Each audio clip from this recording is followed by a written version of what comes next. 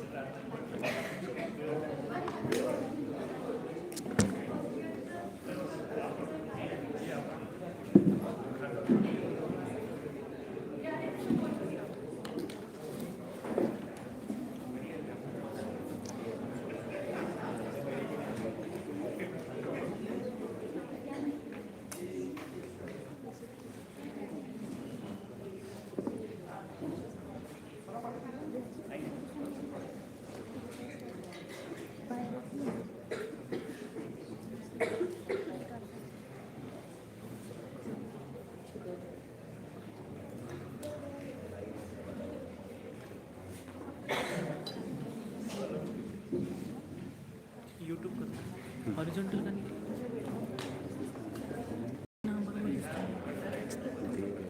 यूट्यूबवरती दिसत आहे म्हणते म्हणून तुम्ही पोर्ट्रेट घेत आहे लाईन होतं हे मात्र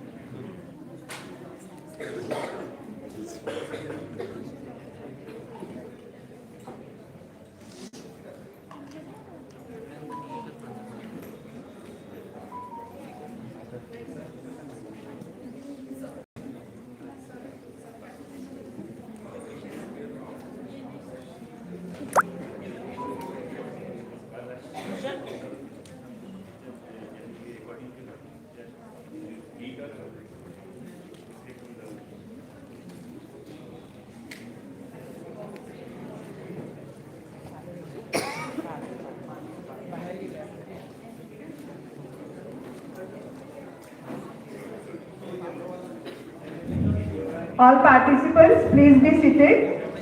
We are going to start the session.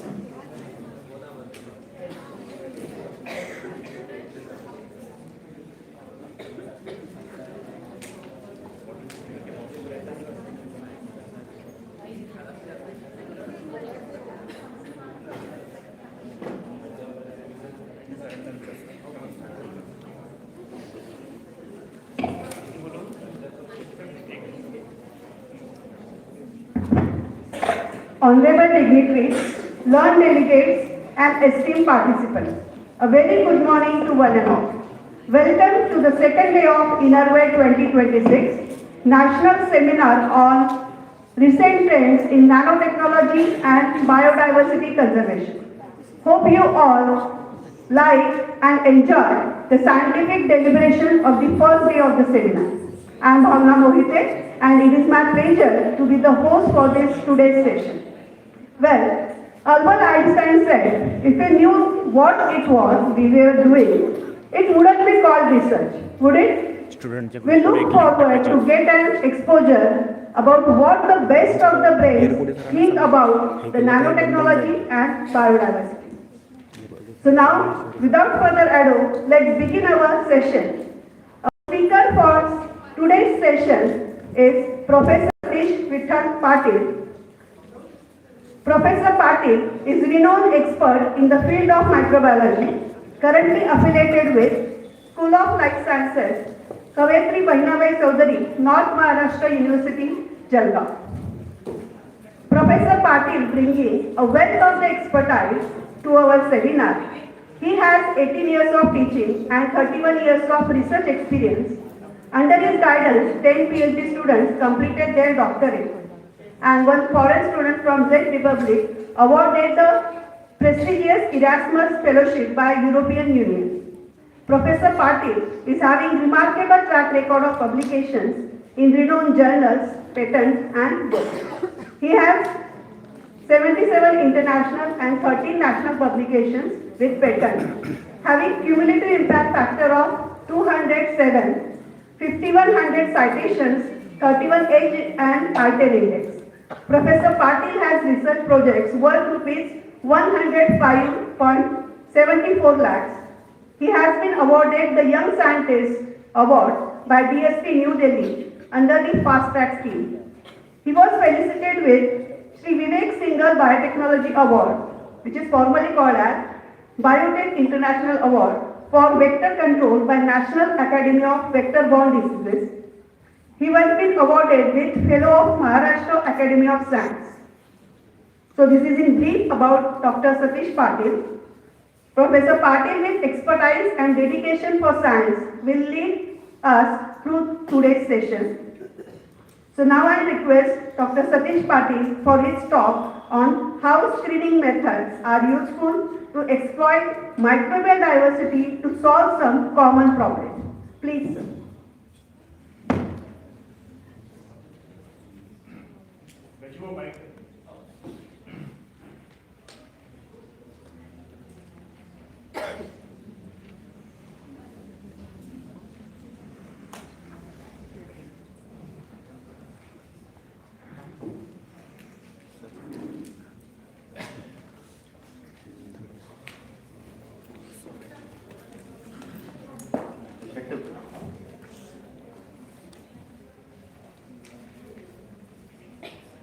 Good morning to all of the present senior professors, dignitaries and friends.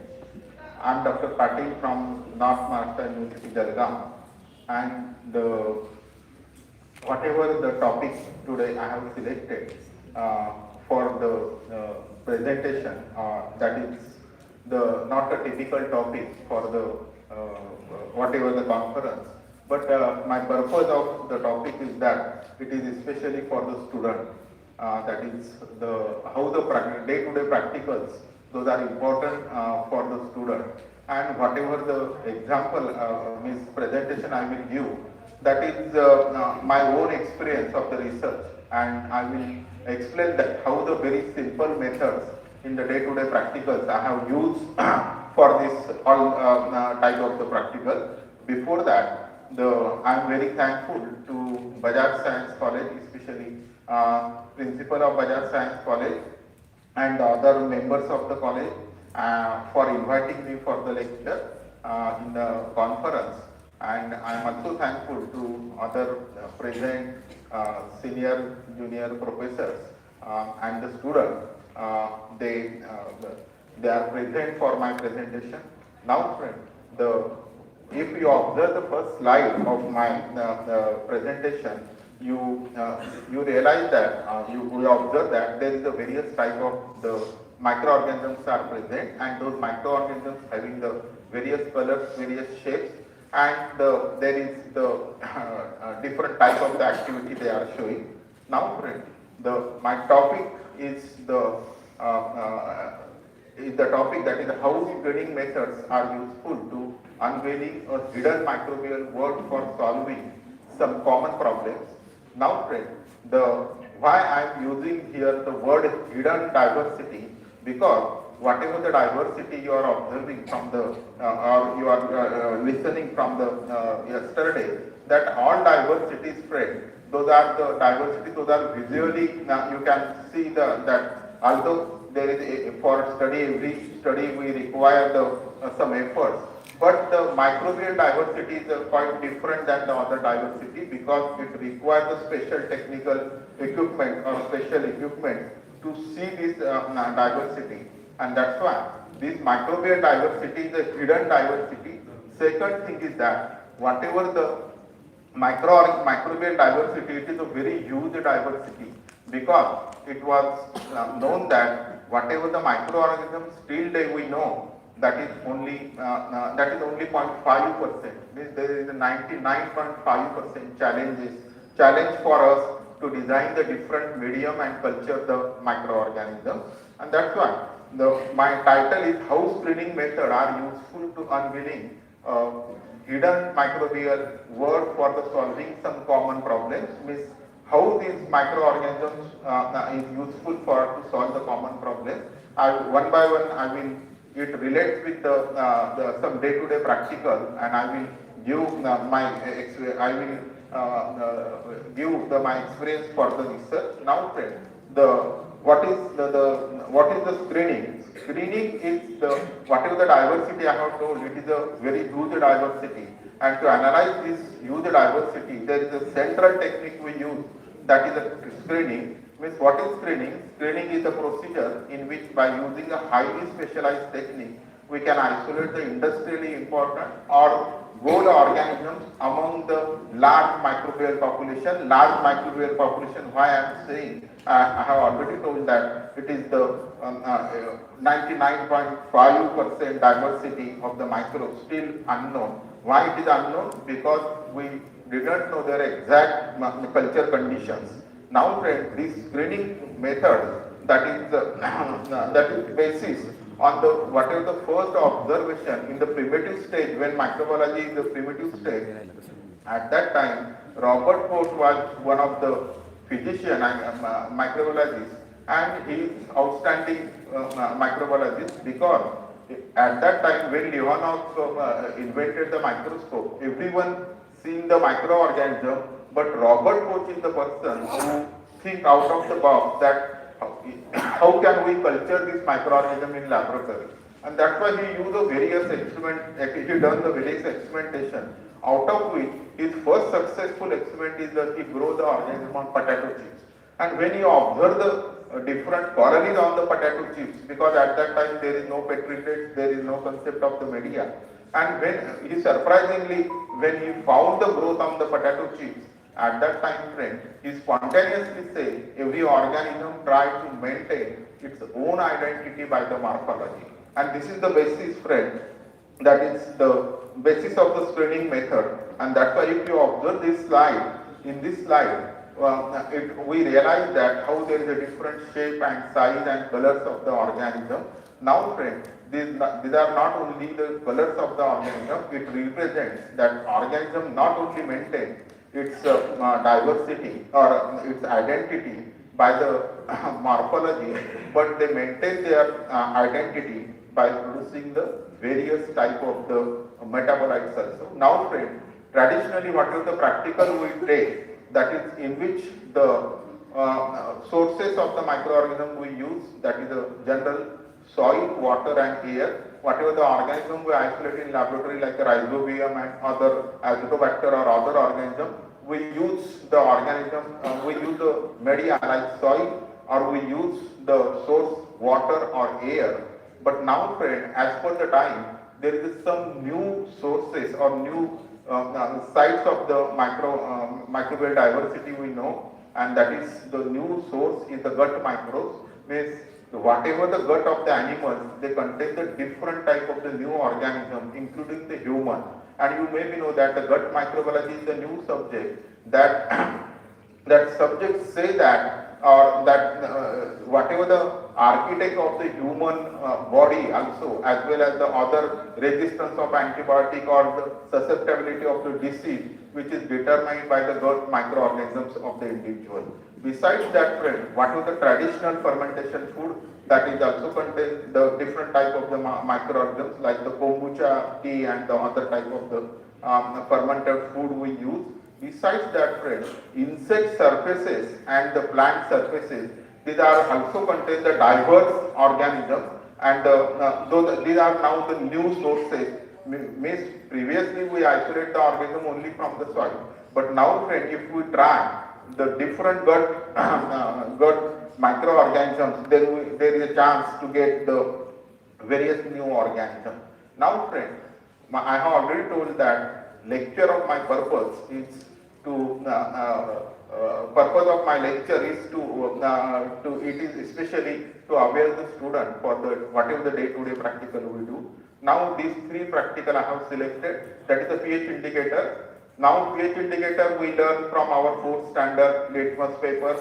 Then when we go for the 11th and 12th, everyone know the phenolphthalein indicator, and in the graduation or the postgraduate we know the different type of the indicators. Then this knowledge of this pH indicator I have used into the find out the new organism and that is responsible for the to solve the drought problem.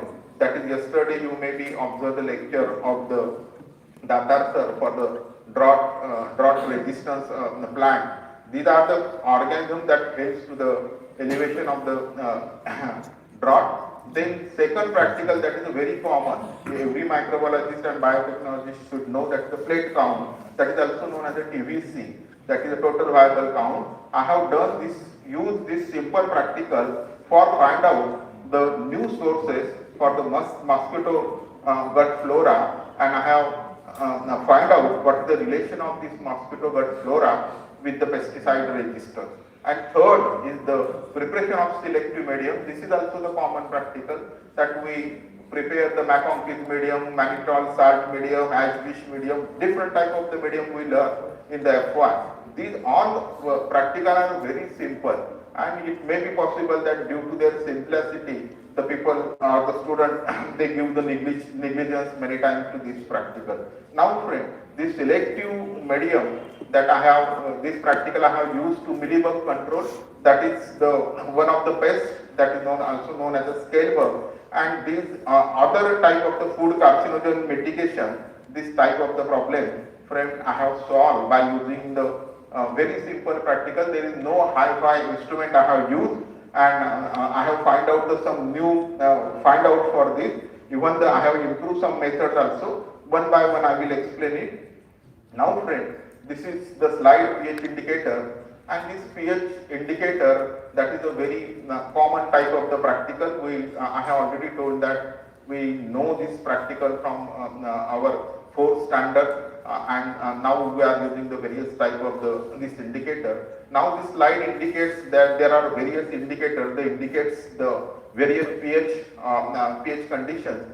Now, friend, this pH indicator I have used to screening of the drought resistance microbial inputs for the plant. Now, friend, you already know that there is a two type of droughts, abiotic and the biotic, two types of the traces, that is the abiotic trace and the biotic trace. In the abiotic trace, friend, majorly there is the various type of the parameters like the increase of the temperature or drought. There is the other factors like the salinity, pollution, and etc. Now, friend, you already know that is when this abiotic, especially drought, is there. At that time, there is one major metabolic molecule is formed in the plant, that is known as the ethylene, and this ethylene is responsible for the whatever the reduction into the biomass, reduction into the photosynthesis, and the other vital activity of the plant. What is the ultimate result? Ultimate result is a decrease into the yield or the wilting of the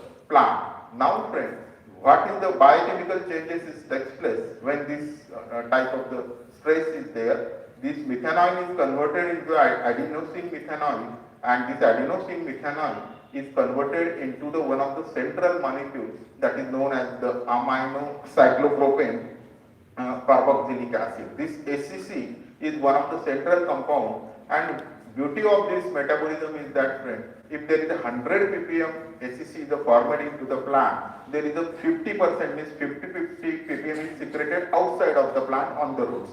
And whatever the 50 ppm available, that is remaining, that is available for the synthesis of ethylene by the action of the SEC deaminase. Now, friend, this is the process by which the ethylene is formed. Now, friend, if our rhizosphere contains the specific bacteria having the ACC deaminase activity, yesterday sir told that there are various plants in the clips, that is a tolerant resistance and all this thing, drought resistance especially. But there is another facet of that resistance is that if rhizosphere contains this ACC deaminase producer, then it utilizes this central compound that is secreted outside into the alpha ketobutyric acid and ammonia. And now, friend, whatever the natural thing is that if this 50% is immediately utilized by the bacteria, again out of the 50 ppm, plant secrete the 25 ppm again outside on the roots. And that's why there is a very less SEC remain for the conversion or the conversion into the ethylene. Second thing is that when the bacteria is present on the rhizosphere and they produce the ammonia and alpha ketobutyric, at that time the oxidase enzyme get inhibited, and that's why ethylene conversion we arrest by ethylene conversion. Now, friend, this is the thing, this is the chemical reaction that I have already told you that how the ethylene is formed and how the ACC amine is when utilized by the bacteria, there is ammonia is formed. This ammonia attracted me when I read the paper of the, this is one of the great scientists, name is Bernard Glick. When I read the various paper of Bernard Glick, he designed the media for the isolation of ACC deaminase producing bacteria. This is a very famous work of the Bernard Glick. When I read all this paper, at that time, I decided that if I applied my simple knowledge of the whatever the pH indicators here, there may be some change maybe takes place or improvement maybe takes place. And I have tested the various pH indicators that is available, and then, friend, I have found that there is the bromothiamine blue and the phenol red. These are the two appropriate type of the indicator. But, friend, this indicator also I have to optimize because those show the inhibition of the bacteria, and that's why I have optimized its concentration and I have made improve a medium that is the original medium of the Bernard Glick. And, friends, surprisingly, what happens when I have added this, then the process becomes very simple. That is, if the organism is the ACC deaminase positive, it gives the zone of color change around it, and the zone of color change that is proportional to the what is the potential of that organism, and that's why, friend, there is no need to no need to do the enzyme assay and determine the out of which if you have 100 organism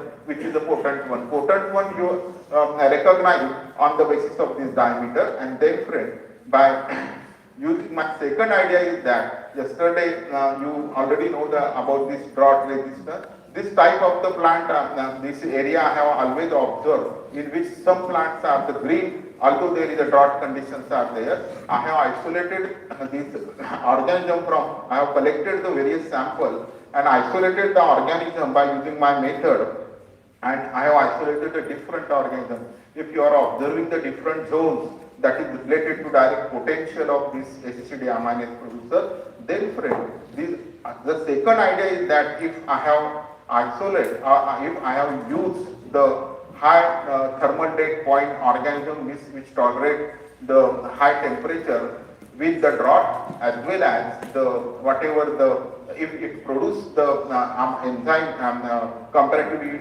the high that if I have used, it may be the useful. And in laboratory I have done the experiment on the maize, and I have created the artificial drought conditions into the laboratory by using the polyethylene glycol. And when I have viewed the inputs of my bacteria, and in the primary study I have found that whatever the bacteria I have isolated by this method, those are very useful, and those whatever the consequences of the drought which is which is adjusted or elevated by these organisms. In this way, friend, I have also done the various field trials on the maize, and it was found that whatever the bio inputs I have isolated by this method, that is very useful, and in this way I have made the library of this organism that is known as the ACC deaminase, and still we are taking the, in the various field, we are taking the this trials for this. This is some picture that use that in a non-irrigated lands we use, there is a very high production of this maize that takes place, and we have the data, and we are also this output is also published into the some papers. Now friend, what is the output of this simple practical use of the pH indicators?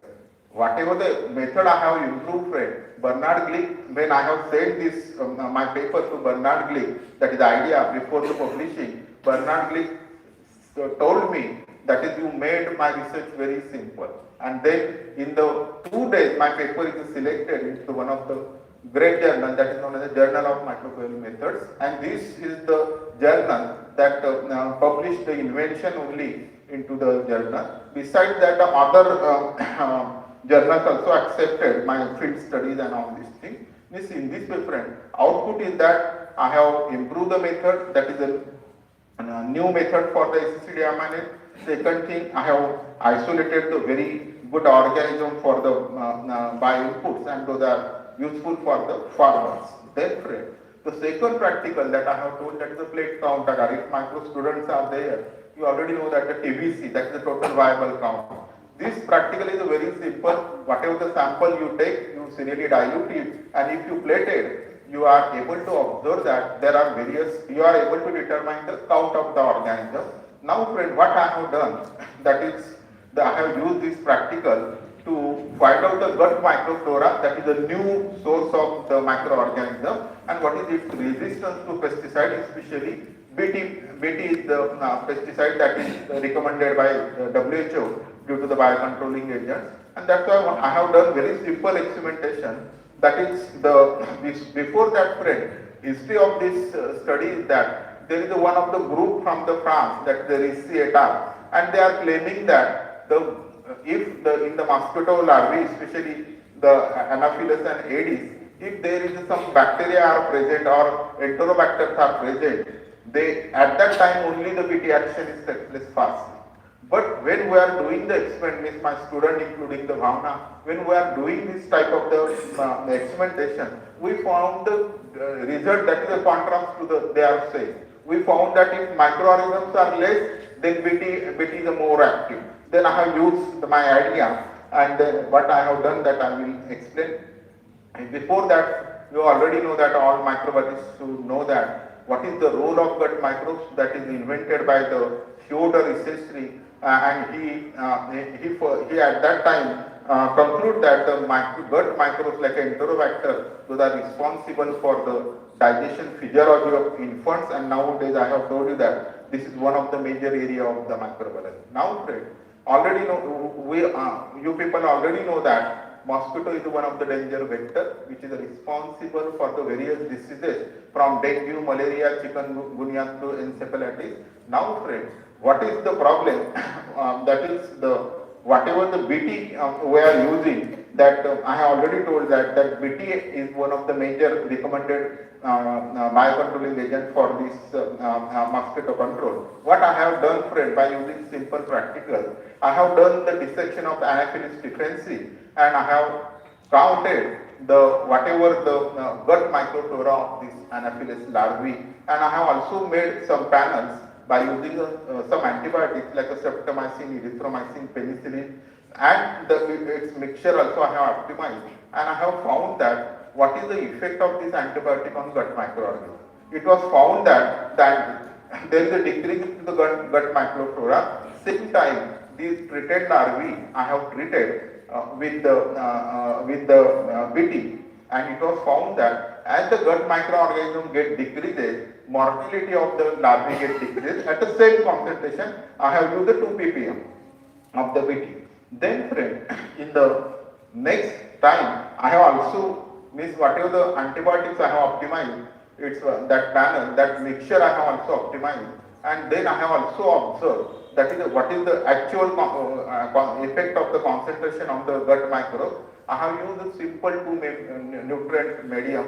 Nutrient agar microbiology people know that it is the media for the every organism or the general organism, and MACONC is for the gram negative because the groups are saying that the enterobacter is responsible for the septicemia into the larvae and all these things. And that's why, friend, again I have confirmed that what we are seeing, we are get before, that is the correct one, and I have found that as the gut microbes get decreased, the mortality get increased. Then, then I have also determined the LC50 value on the whatever the concentration and mixture I have optimized with the control. Control is untreated. And then, friend, I have found that we prove that is the gut microorganisms play important role into the BT resistance. Now, friend, this is I have also proved by the very simple experimentation by the spectrophotometry. I have incubated the BT toxins with this isolated gut flora, and by using the TLC also, I have explained that is as the time get increases, the BT toxin will get degraded and utilized by the microbes as the nutrient, as the nitrogen source, and that's why, friend, what is the output? Output is that I have proved that is the gut microflora is the responsible for the BT resistance, and this is one of the output, friend, published into the very good journal, that is the parasitology research. And when in the biocontrol, when the people discuss about the BT, at that time my paper or my group paper is utilized. Besides that, I have also got some awards for this idea. Then in this way, friend, this is why I am giving this example. I am trying to convince you how the simple technique I have used, and that is our group used, and what is the output. This is my purpose. The next slide, friend, that is the application of selective medium.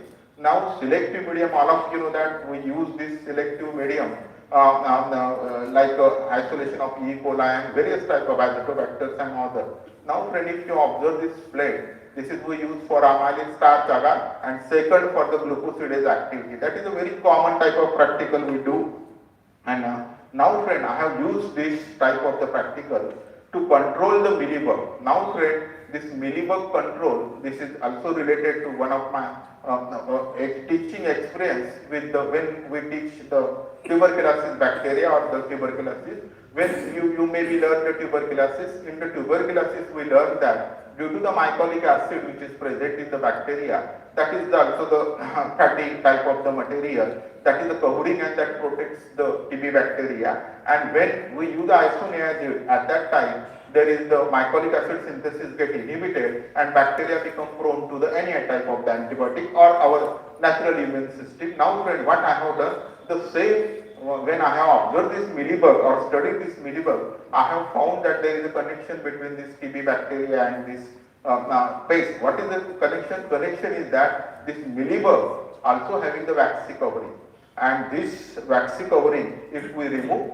that control may become very simple. Before that, friend, there is a problem. So how to cultivate the mealybug in the laboratory? Whatever the European labs and the people, the scientists, those are working, those are using this pumpkin, that is a very big fruit vegetable, and you know that it will not affordable to us, or no one can allow this into the laboratory also. And that's why when I read its life cycle, I have decided to find out the alternative for this rearing method. What I have done very simple experimentation. That is, whatever the available vegetables or the plant I have used, in which the duthi is the very common, sprouted potato, tinda is one of the vegetables, that is Paracitulus fistulus, pumpkin, wheat plant, and hibiscus is a natural one. Then, friend, I have studied its life cycle by its egg laying capacity, crivelars, adult, and wax. Wax I have focused because wax is a major shade. for this scale bug. And what I have found, that is when we grow this, rear this organism on this Tinda, at that time, whatever its life cycle parameter which match with the natural host, that is hibiscus, with whatever the organism I have cultivated in laboratory, which is also physiologically strong. It is not the weak or the that I have targeted, but weak natural organism I have taken, or insect I have taken for experimentation. Second idea is that, friend, I have reared this organism in laboratory in a very big quantity, and by simple knowledge of my chemistry, because I didn't know the chemistry, limited knowledge of chemistry, that is the polarity and non-polarity, I know that how to extract the oil. Then that knowledge, or wax, then that knowledge I have used, and I have extracted the wax, and I have prepared, design a new medium, that is a wax degrading medium. And I have also used, friend, here a new idea, that if we use the cadavers or the surfaces of the same Mealybug, there may be chances to get the natural organism. And surprisingly, I got some different organisms. Those are easily utilizing the wax. And this wax degrader I have used to control the Mealybug. I have used the different parameters like the longevity, the number of eggs, number of travelers, weight, and it's especially the wax is one of the target, that is wax recovery. And if you found, if you observe, that is whatever the organism I have used, that shows the wax degradation, and they also affect on its other life cycle parameters, mean they are making weak and weak to this organism, insect. And then, friend, the bacillus is one of the options that is not degrading the wax. What happens? This is the figure that indicates after the eating of the wax, the organ, that insect become naked, and when it becomes naked, it loses its water content and it becomes sensitive to even temperature as well as any pesticides, and that's why this become very easy to control of this type of the thing. Then, friend, the second, the last organism, that the Bacillus ceteris, if you observe in the last slide, there is no wax degrading effect or the capacity of this organism. But what I have found, this Mealybug produces the sticky material that is known as the honey wool, and it is the natural dispersal mechanism. It attracts to the insects and the ant, and this honey Mealybug is get dispersed or it get spread into the all over the field, and it is a parthenogenic strain. It doesn't require male for reproduction. That's why its control is very difficult. And that's why spreading gets arrested. Even you simply spread this Bacillus subtilis, it utilizes the all sugar, and there is no attraction of the insect, and there is no spreading of the insect that Mealybug is offered. In this way, friend, this is a simple example. That is, by using a simple practicals, we can find out the very good thing. Now, friend, what is the output? What I have invented? That is the first time, friend, I have proved that the wax degrader should be the candidate for the future biocontrol agent. And that's why this is the journal Biocontrol in which my paper is published.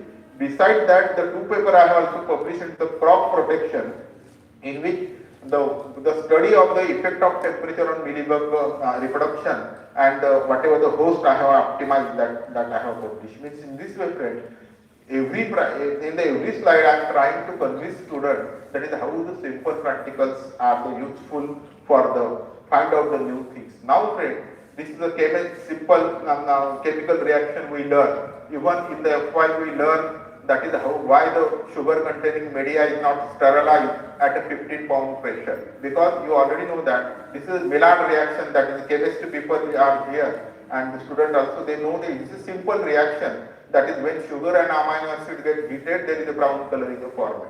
And this is also the basis of the various food industry. Now, friend, but many times, although there is the formation of some useful aromas and other flavors, but this produces some toxic material, and that is known as a modern age carcinogen. Now, friend, this modern age carcinogen, if you observe this slide, everyone is using this type of the material. Although, friend, we are habitual for this material, very kurkure and all these things, those are bakery products are very popular. But what is, friend, it contains acrylamide. That is the new age carcinogen. And this may be the reason why the cancer patients, those are increasing, because it is proved that the acrylamide is one of the carcinogen.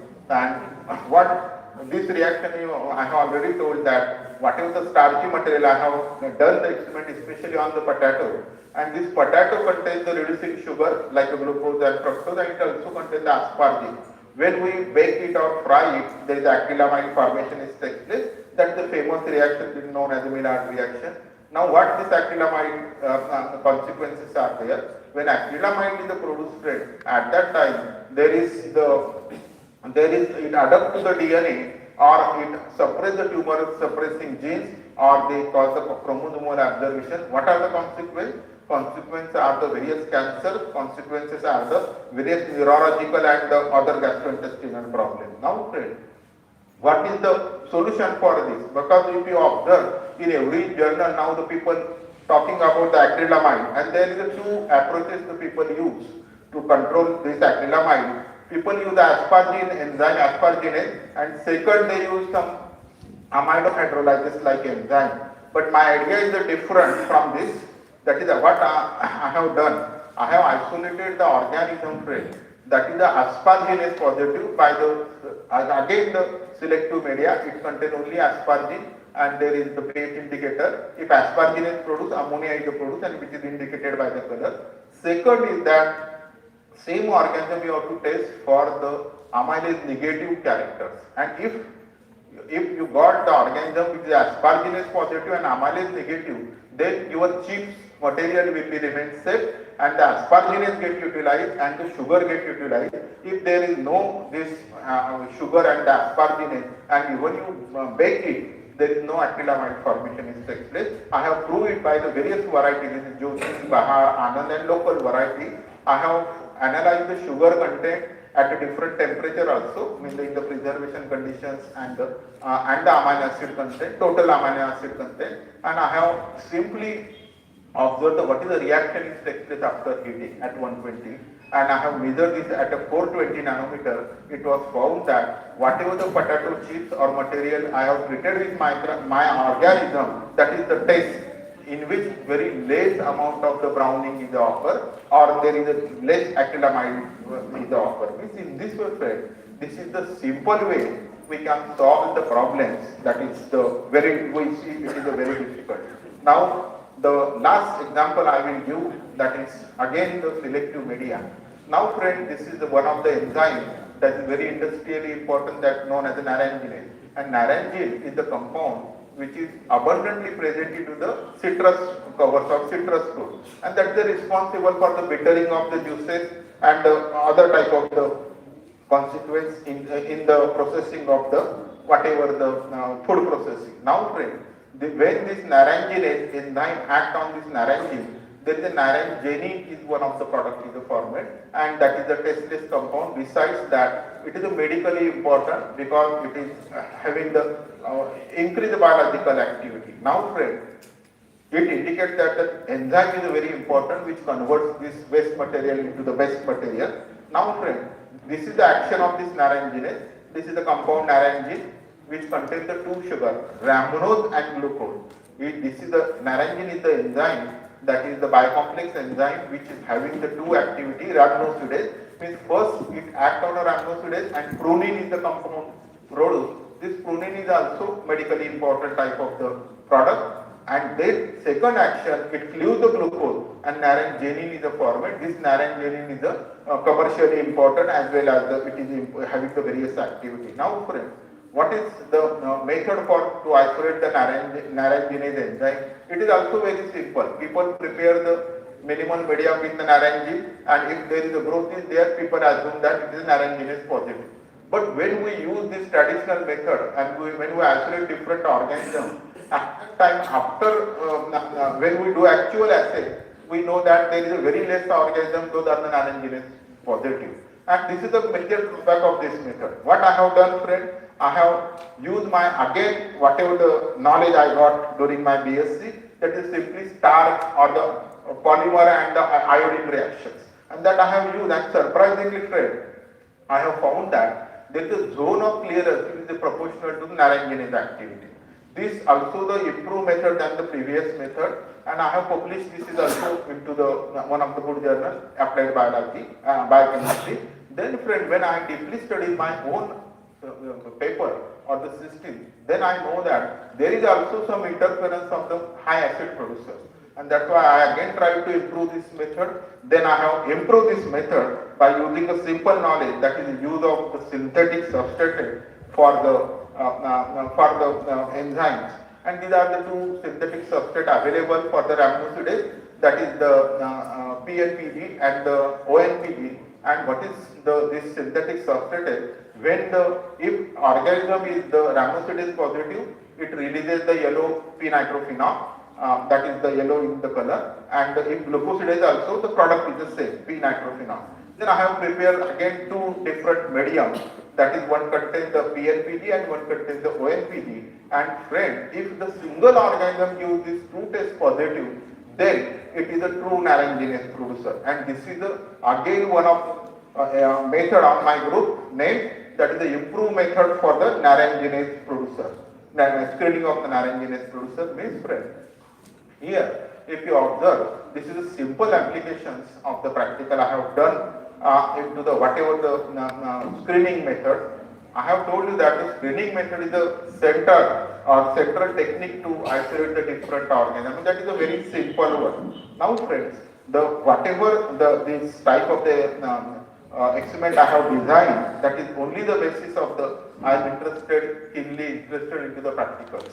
And now friend, or my student also, they are interested into the practical, and that's why we find out the various outputs. Now friend, this is the last slide. That is if you observe, these are the organisms from my laboratory, and we isolated the different organisms with having the very high commercial importance. And so again I repeat whatever the quote of the Robert Koch: every organism try to maintain its own identity by its morphology, but we extend it by also producing some specific metabolites. Then friend, these are the different organisms I have isolated, that is some mercury accumulated, phosphate solubilizer, polymer producer, proteosin, that is also we exploited for the antiviral, and there is various papers we publish. Now what is the output of this? That these are the very reputed journals, friend, in which my group and me produce the various papers. And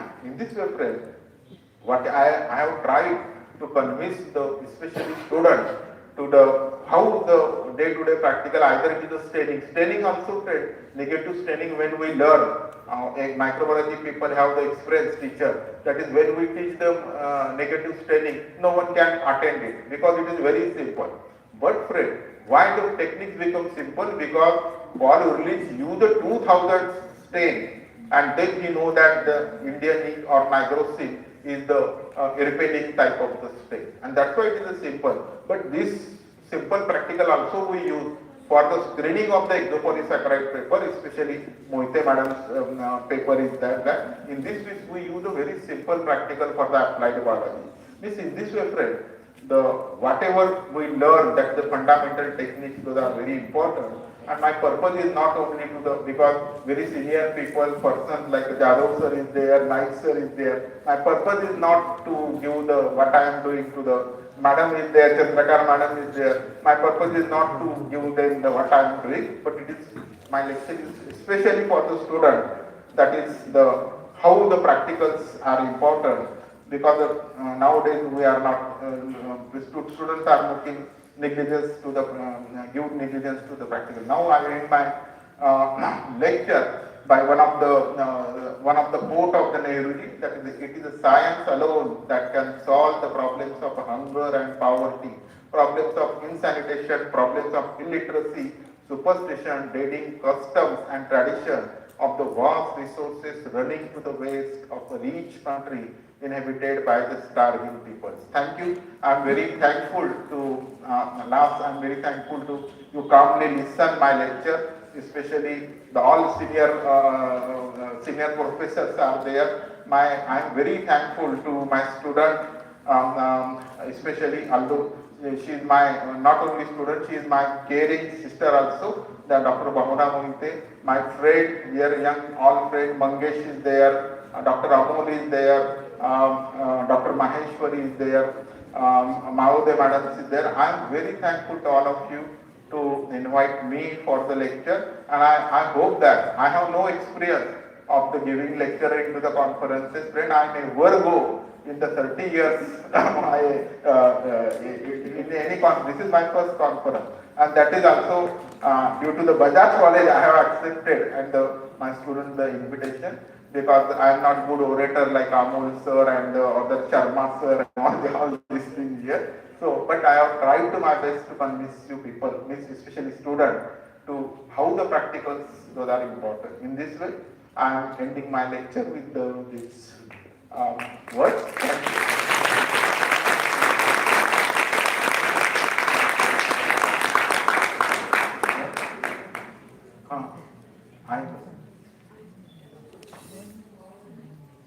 Then I will show you the small video that is that also gives you the idea how the microbial diversity is important.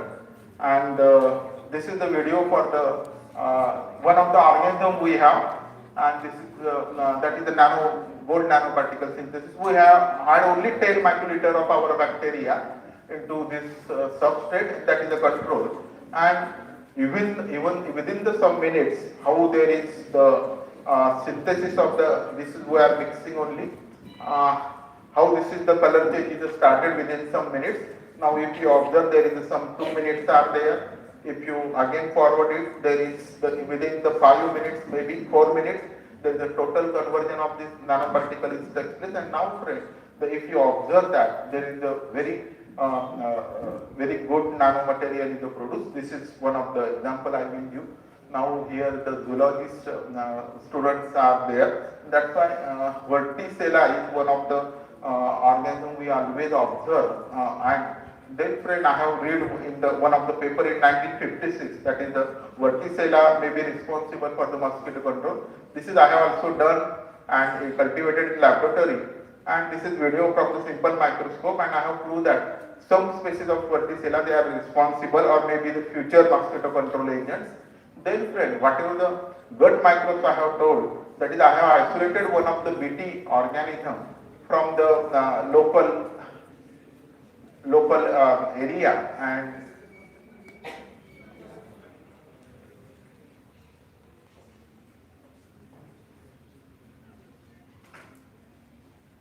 that is a very effective type of the BT,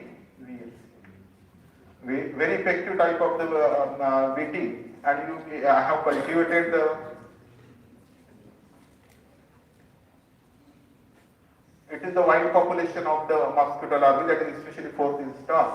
And if you observe it, this is a video of some 30 minutes, but I will only show you what happens.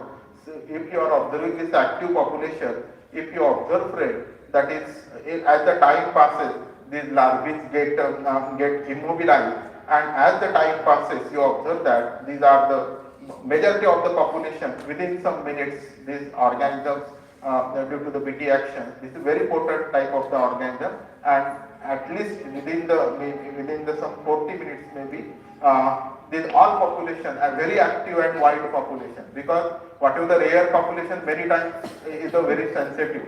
This wide population is controlled by the whatever the organism I have isolated. Means friends, my purpose of lecture is that to convince you that the microbial diversity is a very vast type of the microbial diversity, and if we use a different idea, we can isolate the different type of organism. In this way, I am ending my.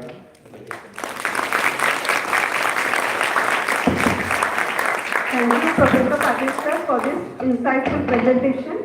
Sir has nicely and explained with demonstrating various media and simple techniques that we daily use for our practicals. For the even BSc students, they are using the simple technique. But how this simple technique, if you apply the logic, how it could be made or convert into an innovation as a new or innovative type of methods. Thank you so much, sir. So, as Professor Patil sir brought the world of beautiful microorganisms, how it could be explored with using the simple technique in front of us. Now this floor is open. If you have any questions from the audience, so you please may ask. You please give your name and followed by your question. Your questions are welcome, and sir will be very happy to answer that. Please ask the query. If you have any query, I will try to do that. And Nice. Sir, we're very excited about your work, and it was very thoughtful, very simple, and very encouraging as well. So what my question is, generally in like agriculture point of view, you always have an organic farm and conventional farm.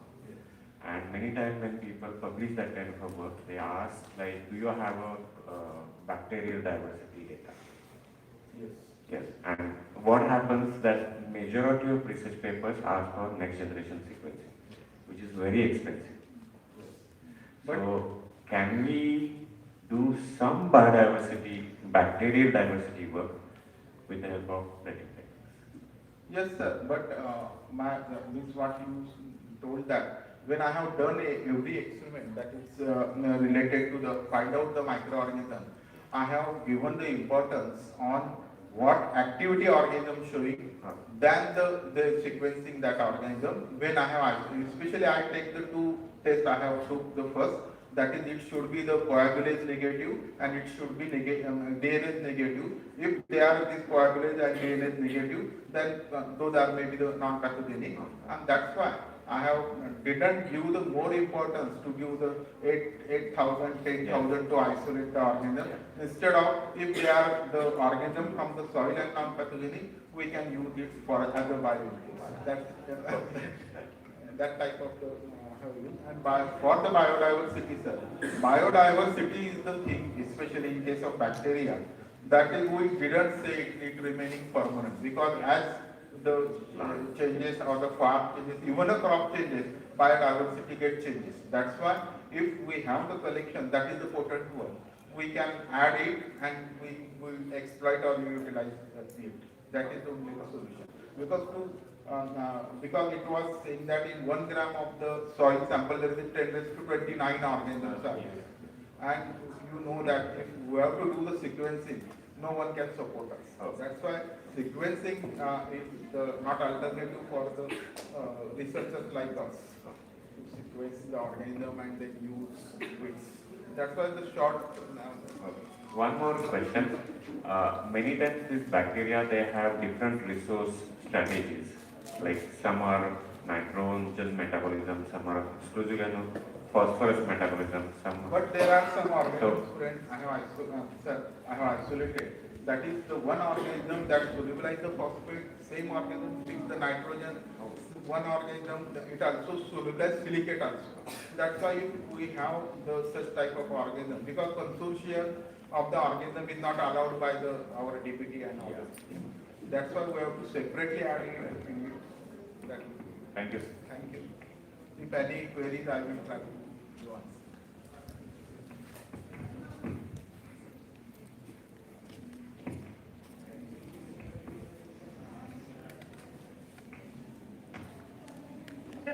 Are there any products available in market which are utilizing aspergillus positive and amylase negative organisms to control lectins? No, that is the research is one of the PhDs going on. That is the organism that anyone can get this. What organism I have isolated, those are not very rare or very new, and I am doing some rapid science, not like this. That's why these are the simple methods. Anyone can isolate. But only care should be taken that organisms, in case of the food industry, that should be edible. Edible means that may be allowed into the use into the food. Thank you. Thank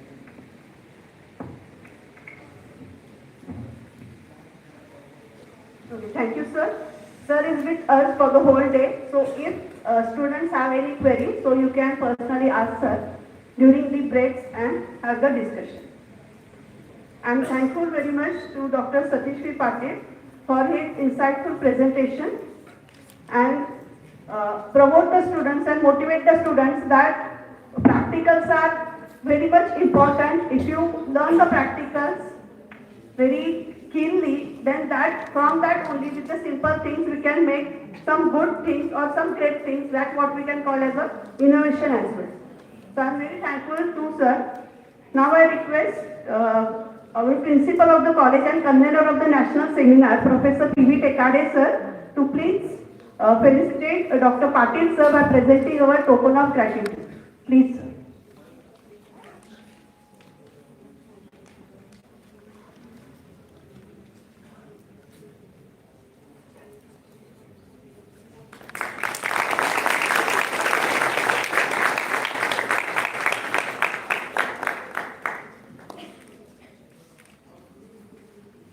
I would like to express our sincere gratitude to the esteemed speaker, Professor Satish Patil, for sharing his expertise and contributing to such an enriching discussion.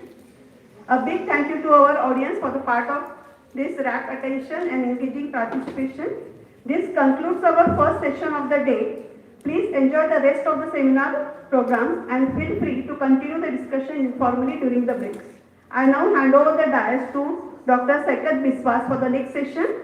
Continue to enjoy the feast of scientific deliberations. Thank you.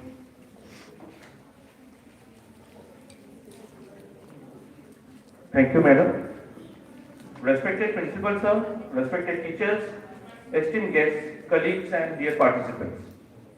It is both an honor and privilege for me to introduce the second plenary speaker for this session, a distinguished academician, an eminent researcher and a respected mentor in the field of biological science. We are deeply honored to have with us Dr. Arun Jadhav, former professor and head Department of Zoology, RTM Nagpur University, Nagpur. Professor Jadhav is an internationally acclaimed scientist with over 3 decades of teaching, research and academic leadership experience. His core specialization lies in fish and fisheries, with profound research contributions in neuroendocrinology, neuroanatomy, neurotoxicology, molecular neurobiology, and reproductive biology. He has held prestigious academic and administrative positions, including the Professor and Head Department of Zoology, RTM Nagpur University, Associate Professor at Savitribai Phule Pune University, and also has served as Director of SAFE and USIC, as well as Academic Staff College of RTM Nagpur University. Earlier in his career, he contributed as scientist at CSIR, CFTRI Mysore, and as a General Manager at National Cooperative Development Corporation, Government of India, providing technical guidance and training to fish farmers nationwide. Professor Jadav's academic excellence is reflected in the prestigious fellowships he has received, including the Alexander von Humboldt Fellowship, multiple DFG research fellowships in Germany, and recognition as visiting professor at leading international institutions. He is also a recipient of the Best Teacher Award from RTM Nagpur University. With an impressive record of high-impact publications in reputed international journals, numerous funded research projects from DBT, GST, UGC and Alexander Humboldt Foundation, and successful supervision of PhD scholars, his contributions have significantly advanced the understanding of neurobiological mechanisms in vertebrates. On a personal note, it is a matter of great pride and gratitude for me to introduce him not only as a plenary speaker, but also as my PhD guide and mentor, whose guidance, vision and academic rigor have profoundly shaped my scientific thinking and research journey. Today, we are truly privileged to benefit from his vast experience and deep insights through his plenary lecture. Ladies and gentlemen, please join me in giving a warm and respectful welcome to Professor Arun Jadhav for his plenary talk. Thank you.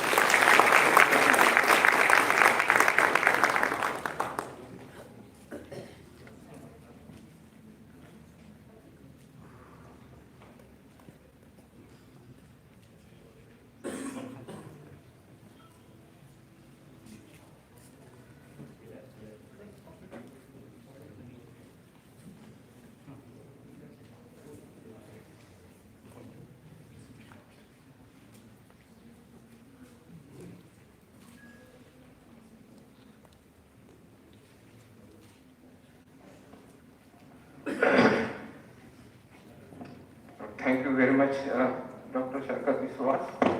He has really talked nice about it.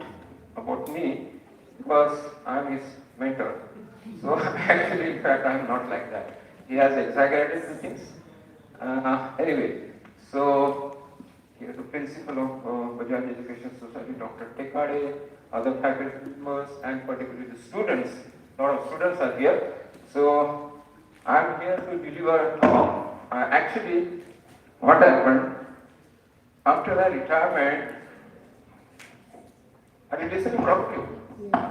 So after retirement, I have not given a talk. This is my first talk, maybe after 5 years. There is a reason for that. And when Saikat asked me, sir, you'll have to come and give a talk, I said no. I will not come because my health is also not good and I don't want any more to do the science. I am doing something, some activities, but in a different field. So I stopped doing research, academics and everything. But he said, sir, you'll have to come there and give a talk. I cannot say to my students no. And because of that only I came. Because if I say no to my student, next day he will say, sir, बाहर आ जाओ, देख लूँगा आपको. कैसे यार? अरे मैं student आजकल कैसी है? Student को कुछ बोले ना, सर आ जाओ बाहर मिल लेते हैं, बाद में देखेंगे आपको क्या करना है. तो मैंने बोला चलो हाँ कर दो, let us go. So that's why I came here to give a talk. And the thing is that why I am not giving a talk, what happened, there was an accident before I retired, almost 5 years back. I had a swine flu. So almost 40 days I was on ventilator. And this is actually, I am standing before you, this is my new birth. I am a newborn baby. Yes, almost I died. Shekhar knows, my students, they know. I was died. I was on 40 days on the ventilator. And doctor said one day, that was Amavasya day. Do you believe in Amavasya Purnima? So, that Amavasya day, doctor declared that if your relatives are interested to see family, you can see in the hospital, that's it. So everybody came there. I know 20-25 people, they were trying. That is what my family told me. Except my children, my daughter and son and my wife. They were not knowing. Doctor declared everything, and I don't know what happened, everything, so I don't want to go into detail, but it's a miracle. After one day, what happened? Why he declared? Because swine flu, anyway, my both lungs were infected, but one of the lungs got a hole, because puncture. When you get the hole in the lung, there is no chance of survival. 100% death. If you get a hole in the lung, you cannot survive. That is what doctor, and that's why doctor declared he cannot survive. All of a sudden, I don't know, after one day, but that doctor was very keen. He was taking X-ray maybe 4 times, 5 times a day of my lung to see what is happening in this hole. And after one day, the lung automatically got stuck. जुड़ गया वो lung good. So he got survey how it has happened, how that actually the lung tissue, you know that it is very soft tissue. It can automatically stick also. So and then he said, at least give me another 2-3 days. I will let you know how the condition of the patient will be. And after 3 days, still my lung was normal. But then he took another 7 days to declare that whether I can survive him or not. And after 10th day, he declared that I can survive my patient. Now he is out of danger, and that is how it has a miracle happen. And doctor says that. I go even often after 6 months, 8 months visit him. वो बोलते हैं sir आपके case में क्या हुआ पता नहीं, it's a really miracle, it is miracle in the medical history. Lung को छेद हो गया तो बचता ही नहीं है, आप कैसे बचे? तो वो बोलता है कि आपका विल पावर इतना ज्यादा स्ट्रांग है, I have not seen anybody like that. So he is true also. When I admitted in the hospital, till that time I was knowing what is happening. When you put the mask, ventilation, you know the parameters you can see on the board. So I was looking at that, how oxygen is going on, my blood pressure and everything was already. But suddenly what happens, you get afraid.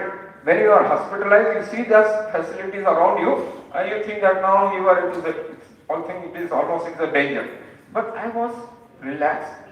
I was thinking of, I am here, but I am thinking that I am in a good hand. There are doctors, and doctors will take care of my problem. I should not afraid. So I kept my body so calm and cool, nothing else thinking. I said, doctors are there, doctor will give it. And that has really, because I am having a sugar, I am having a blood pressure, so doctor bola tha ki your all parameters were normal in spite of all those things. That was a miracle, and that is, he said, your willpower is true. So in that condition, one should not operate, and that's how they have served my life. So particularly students, I want to tell you 3 things. They are very important in life. First most thing is in the life, whatever happens in your life, it happens for good. Nothing is bad. Even if it is a bad, you think that it is a bad, but that has happened for good in your life. And second thing, you must have a strong willpower of doing anything, whatever you want in your life. You must have a strong will that I will do it, whatever the problem it is. And third most important thing, hard work. Without hard work, you can't achieve anything. In this simple just coming and going, having mobile chat and all these things, it is not possible. You have to work really hard, and then you can achieve something in your life. So now come to my talk now. Particularly, I am telling you, my talk is in the sense like Dr. Patil said, my talk is, I don't know how much you understand the brain. Maybe you have studied in the graduation some nervous system or nervous system, but this is a of different kind. So may not be possible for you to grasp that much. I will try to make it simple and tell you in a lighter mode. But the thing is that you have to try to grasp few things which are important, basic of this particular study. And this study, brain dimorphism, maybe, I don't know, you have heard the brain dimorphism word like that? What is dimorphism? Dim is 2. Dimorphism is a varieties, 2. So there is a brain morphs, and something is known about it, but what is not known, it is what I am going to tell you, and that is a kind of my discovery. That is a kind of my discovery my entire life. What I did the research, I am very much happy that in my life, at least I did some kind of new finding that leads to discovery. Unfortunately, I could not able to continue this work further. I will let you know during my speech. It is not far away from getting a Nobel Prize if you continue this work further ahead. When I come in my lecture, I will tell you that. Why? So, brain dimorphism, whether it has an environmental induced plasticity or not. So I will discuss. Sorry, actually my throat is not good. Last 15 days I am taking antibiotics, so my throat is not.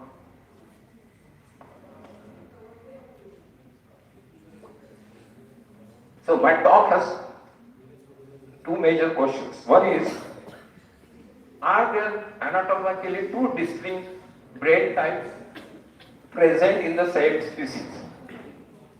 Same species, got it? And this is one, and the second is, these are due to environmental factors. This second part is a hypothetical part, but that has a relevance. So now brain dimorphism, particularly intrasexual dimorphism. What is an intrasexual dimorphism? Is within the same gender, within the male, within the female. And intersexual dimorphism is between male and female. Now, for example, if I say now in this hall, those who are not interested, they can go away. Please don't talk, otherwise I will get disturbed. So, what is male versus male and female versus female? That is intrasexual dimorphism. Intrasexual dimorphism is nobody has shown so far. That means if I say here there are girls, there are boys. So like male and female are sitting here. Okay. Now if I say in the female population here, 50% of the female has anatomically different brain than the 50% of the female in this, or maybe 30, 40, 40, 60, whatever it is. So is it that, or same is the case with the male? Are the male have 50% or 40%, 60% population have different brain than others? That has been not shown in any species so far. That is more interesting finding, and this This dimorphism, which has found intrasexual dimorphism, has also intersexual dimorphism. That means the male has a different, one type of the male has a different male. That male also reflects the variations with the other type of male. So intersexually also, in the intersex also we have the same kind of variation. So, and this particular thing I have related to the environment pollution. Sometimes when you do the research, you have to also think of hypothetical way. Everything is not planned. You cannot plan the research 100%. Some things you plan. In the wet research lab, you do the experiment, you perform the experiment, and sometimes you, without doing an experiment, you can get some different result. And this via this particular Exxon Valdez oil spill, that I will come to later on, that you should know that this particular incident has given me an idea that could be happened due to the environmental plasticity. Okay, so I will talk in 4 different points. But first of all, I will tell you about what is a vertebrate brain, just to have an idea about the students. Second, about the pre-optic nucleus. That is the more focus because this nucleus is very much important in the brain. In the hypothalamus region, we have the pre-optic nucleus. And the second one is what is known about the intrasexual and intersexual dimorphism as per the literature.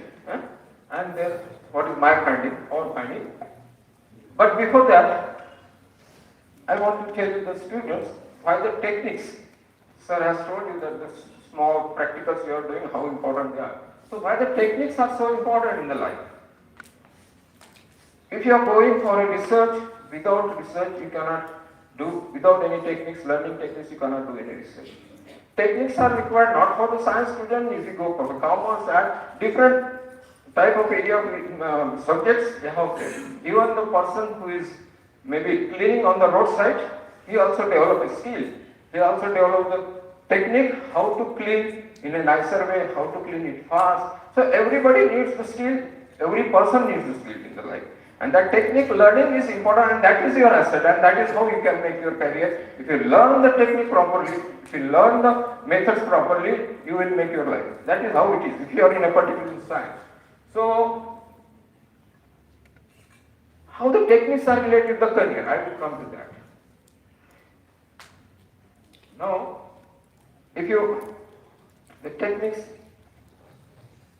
every step of life, you need a kind of performance. We need to show the performance.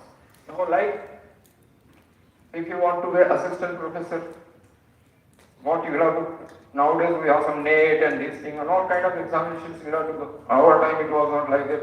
So you have to qualify those. So you have to show your performance. You have to show out of 200 students, I am the top one. I am the best one, so select me as assistant professor. Then you are in a faculty, there are 10 assistant professors, you want to become an associate professor. There also you have to prove yourself that I am the top because you have to make your publication and all these things. Then, like if you want to be a professor, so what I am seeing in life, you have to show your performance. Without performance, you can't do that. And that is how this is required, and therefore the techniques, they can help in making your career. So career is important and therefore the techniques learning is important.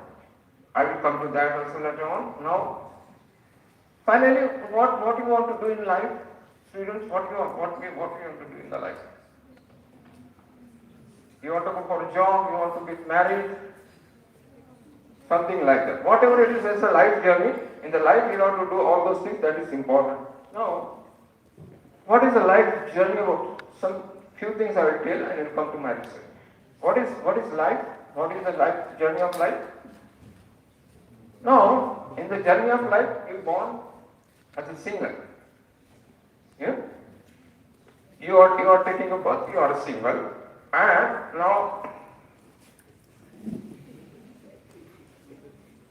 now you are single, and if you die, you are single.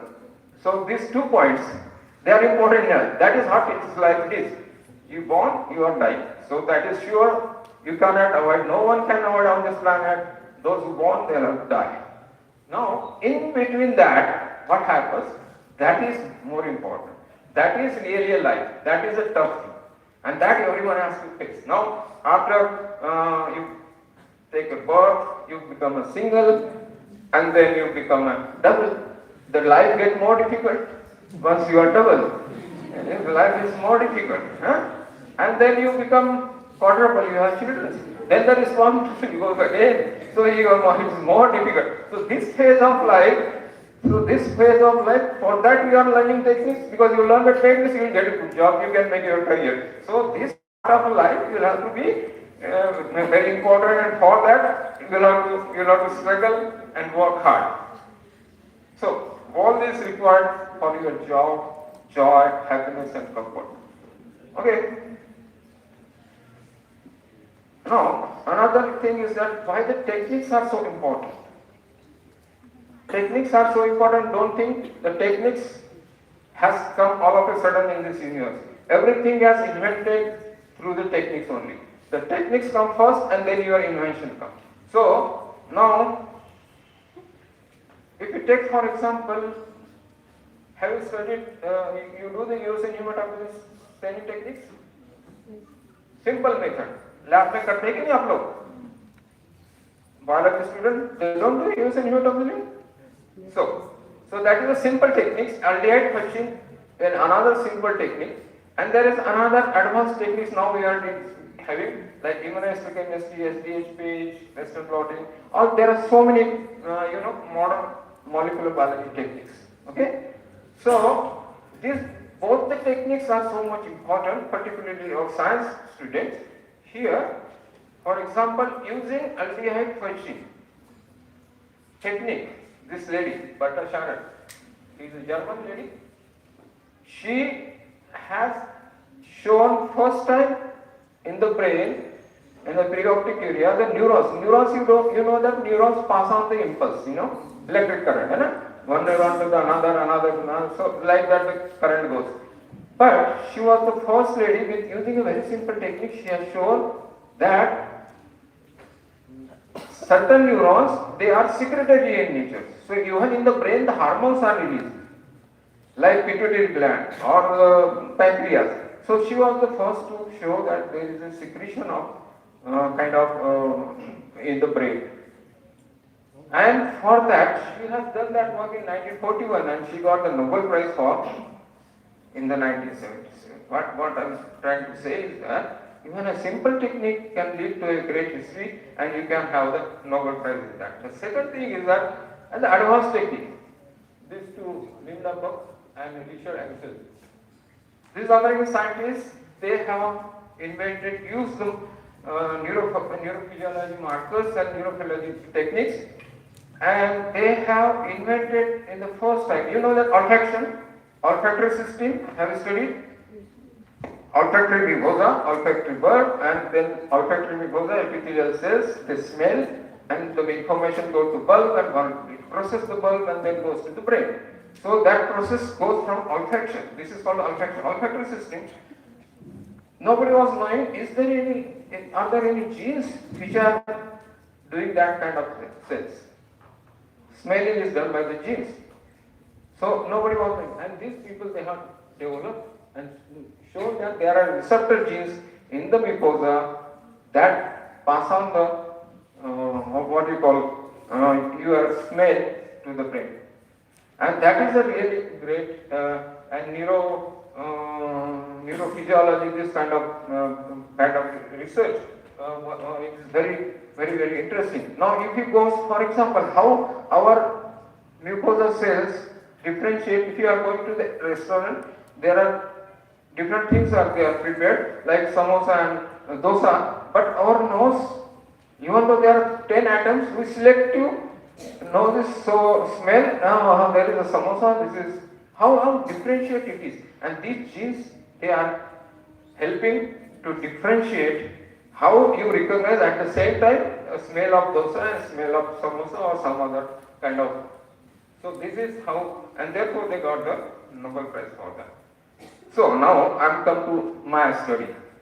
This was just a general thing of the students, that how the techniques important in life, simple techniques, whatever molecular techniques you can use and you can make your career.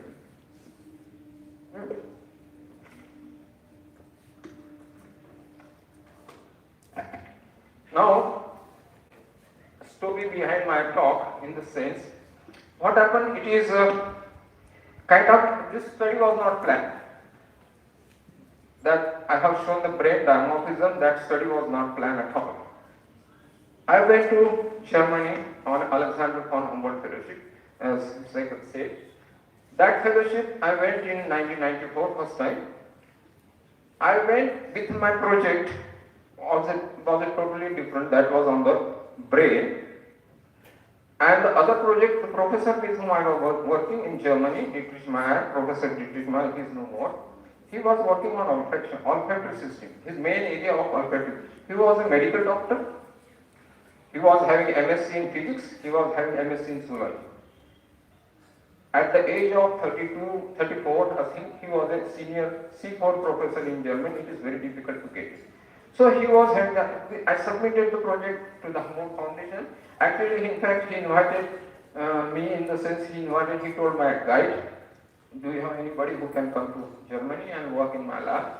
And then he asked me to apply for the Humboldt Fellowship. I applied for the Humboldt Fellowship, but that time I was having 3 very good international papers in brain research and chemical neuroanalytic journal.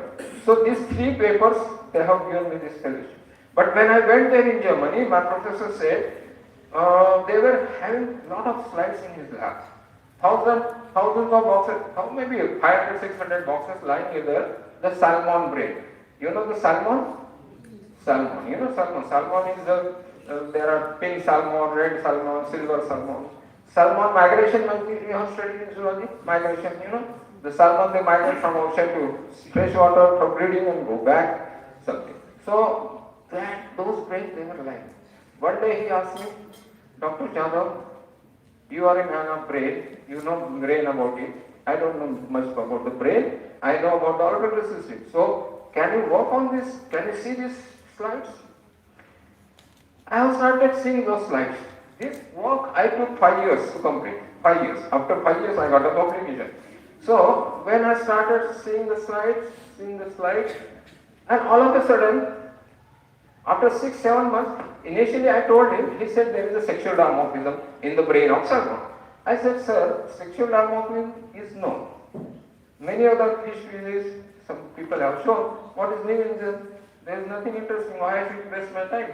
The sexual dimorphism is not sure for that, I am not going to check the slides. But anyway, if you want me to check the slide, I saw slides. Almost it took me 5-6 months, and after 5-6 months, it was something like Eureka for me. I found something very strange in the brain that is nobody has shown so far, and that is what I am showing here.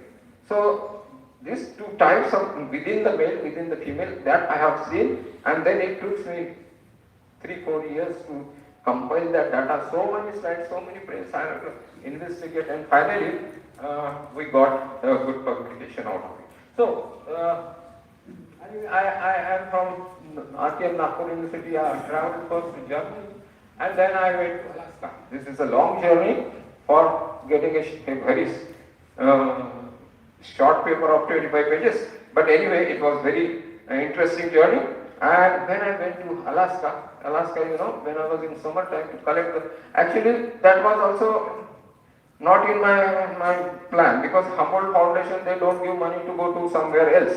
So they give some money, around 3,000 euro to within Europe if you want to attend the conference. In my case, it was outside Europe because I went to Alaska. My professor said, I asked foundation, I said foundation is not good enough. He wrote a big letter in German, and he said how cannot they give you money for that? He wrote that unless he will go there, he will collect the samples from there, he may not be able to complete his project here on Humboldt Foundation. And that's why foundation out of the way they have 100 to 3,000 euro that time, and I went and we have collected. Oh, you see, here is the Anchorage, is the capital of Alaska, and here is the Kenai Peninsula area. And this is a Gulf of Alaska, Pacific Ocean, and you see I have written world days. This word is important. Here in 1989, the oil spill happened. The tanker, big oil tanker ship was broken and the oil has spilled all over in this Gulf of Alaska. Why that is I am showing? Because that is related to my environmental pollution. Because this was the pollution done by the world days in 89, and we have collected the animals, we have collected the brain after 4 years of that incident. So maybe that has an effect on our brain patterns. Oh, these are the creeks. Actually, the salmons, they come from they go to fresh water, migrate, they do the spawning, and they go uphead. Once they spawn, they die. They don't survive. That is the only fish in the, it is the only animal breed once in a lifetime. There is no second breeding. There is no something. So once they breed, they die. And this is the proof here. There you don't have like fishermen. They collect for you. You can. No, it is not like that. You have to angle them, hook them, take out, perfuse them, and then you take out the brains in the process. So everything one has to do. And if you go to Alaska, you cannot go simply and catch the salmon. You have to take the permission from their government. How many fish, how many salmon? So anyway, those things, the department used to do the formalities, but without that you cannot simply get that. These are the creeks. On these creeks we have collected those salmons. This is a real picture of salmon.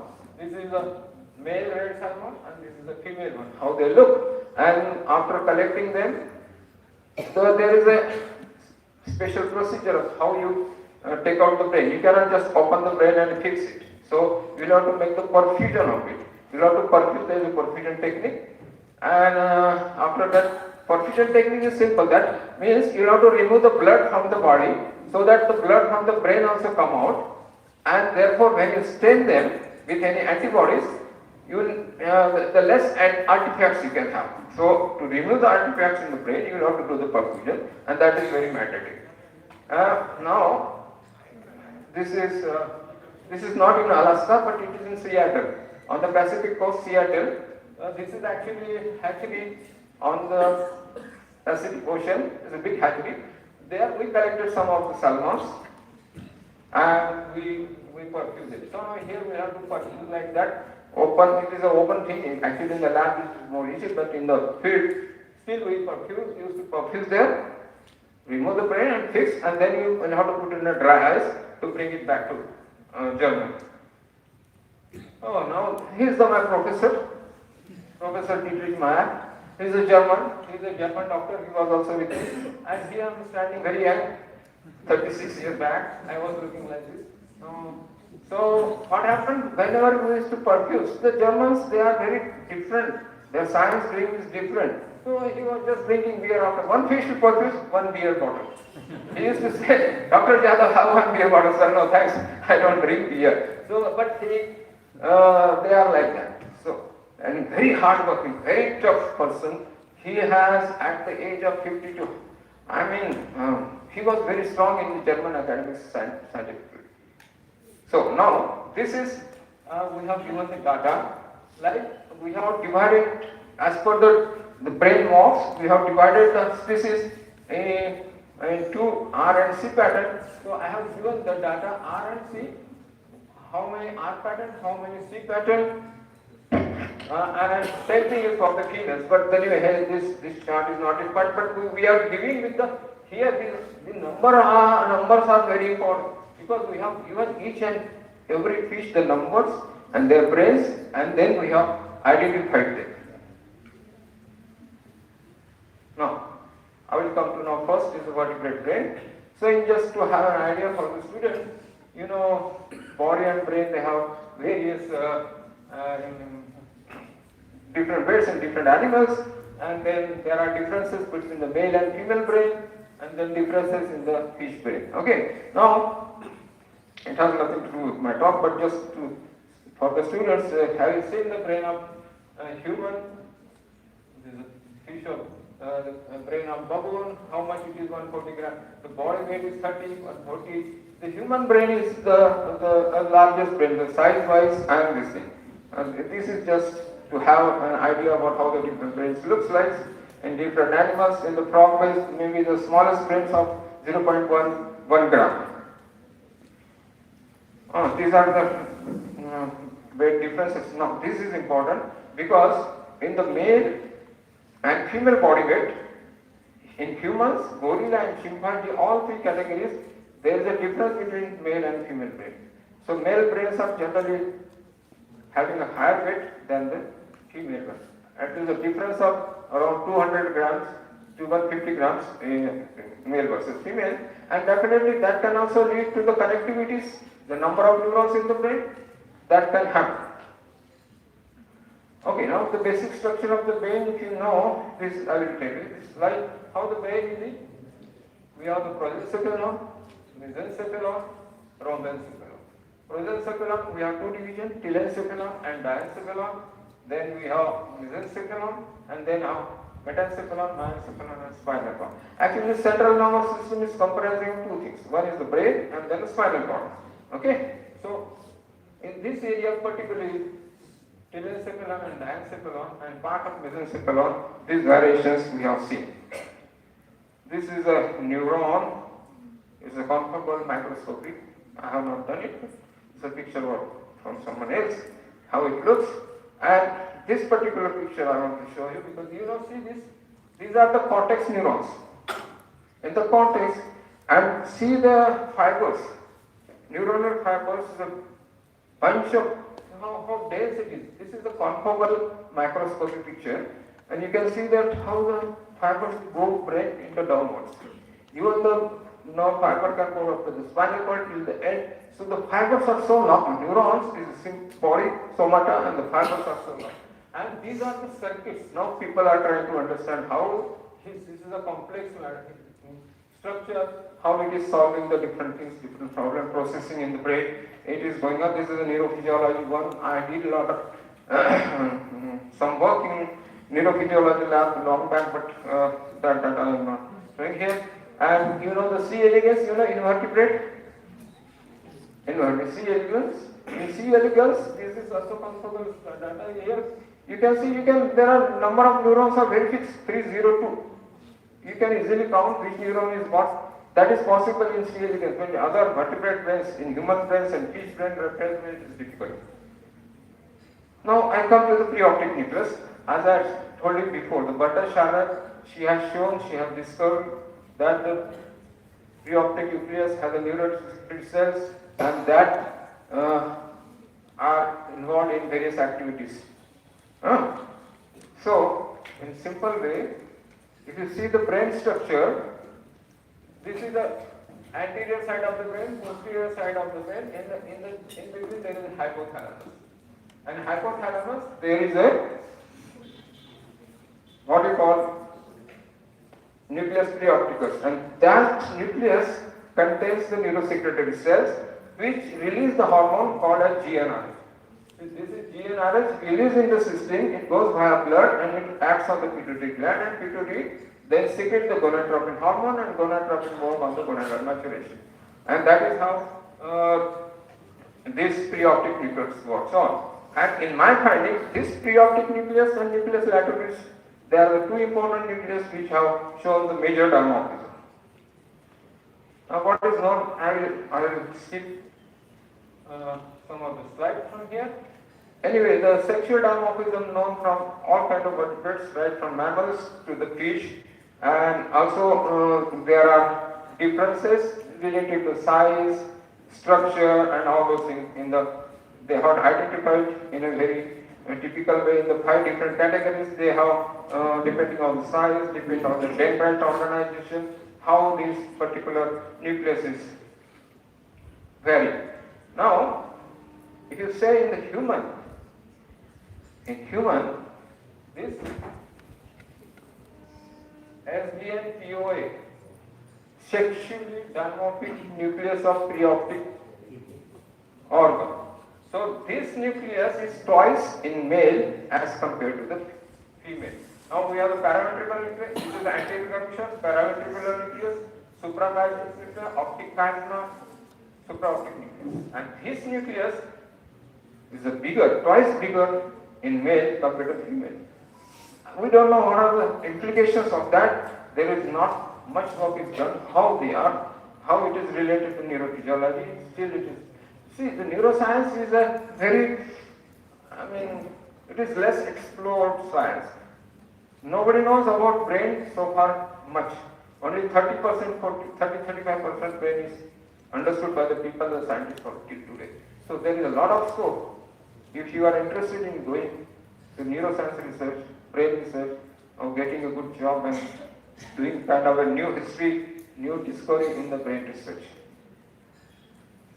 Now,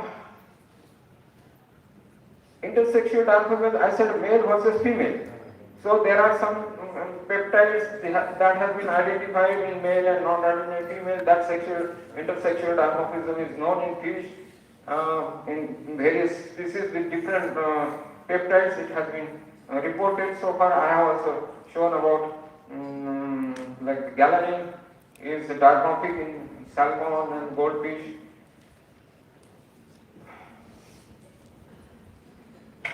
This is what it is important, relevant to my talk is. Now if you see, this is the chart based on the studies. Now you see the telencephalon, diencephalon, Johnson 1911. See, first of all, you have to clear your idea what is there in the existence and what we are talking about your research is relevant or not. So your research is really true or not. You have to find out what are the things present in the past. So he has put the entire preoptic nucleus I am talking about, that is in the telencephalon region of the brain. There is nothing in the diencephalon.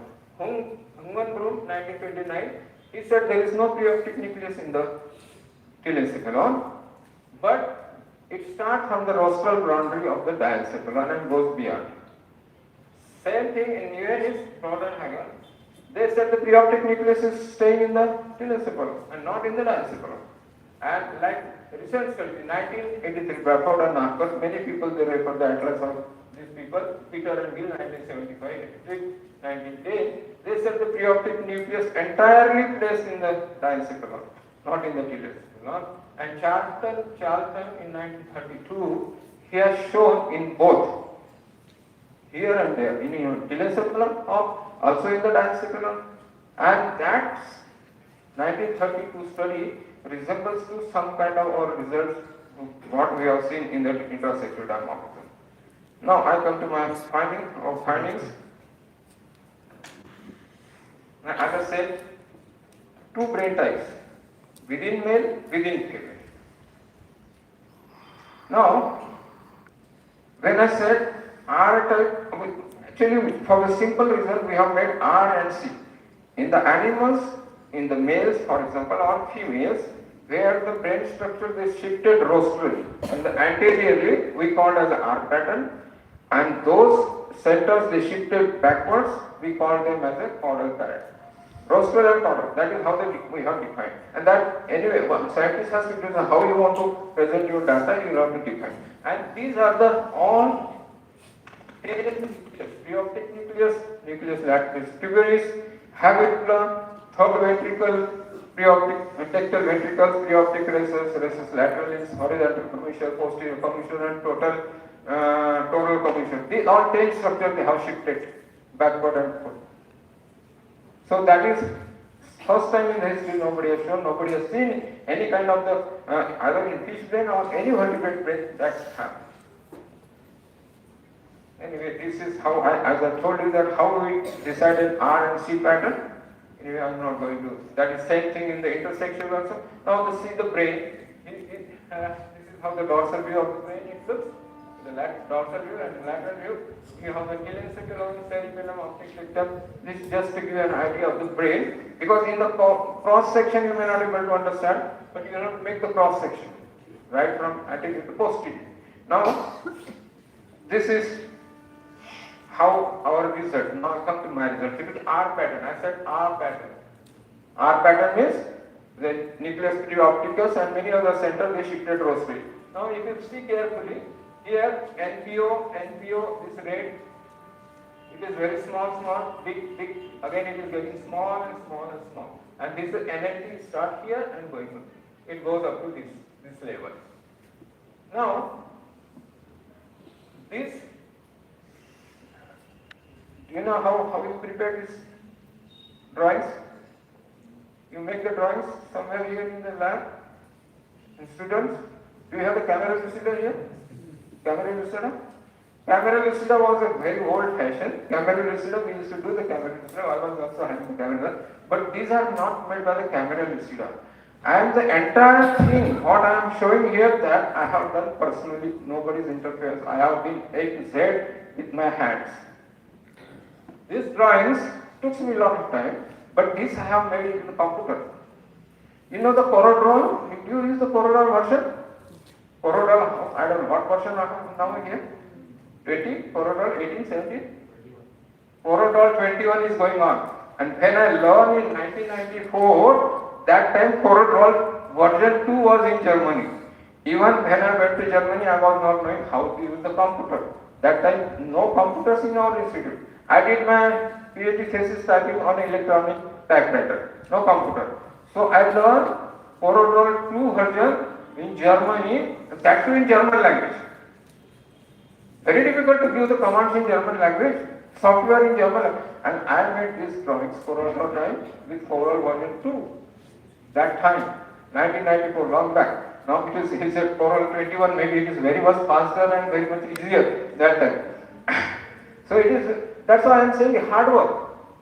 Without hard work, you can't get anything. What I mean, I got the Humboldt Fellowship because of the hard work, because they don't give simply that fellowship to you like that. They see that your biodata, how biodata is, how your publication is there, how your the project you have submitted to them, and there is nothing like that. Sir, मैं टिकाड़ी sir को बोल दूँ तो मेरा काम हो जाएगा, ऐसा नहीं है वहाँ पर.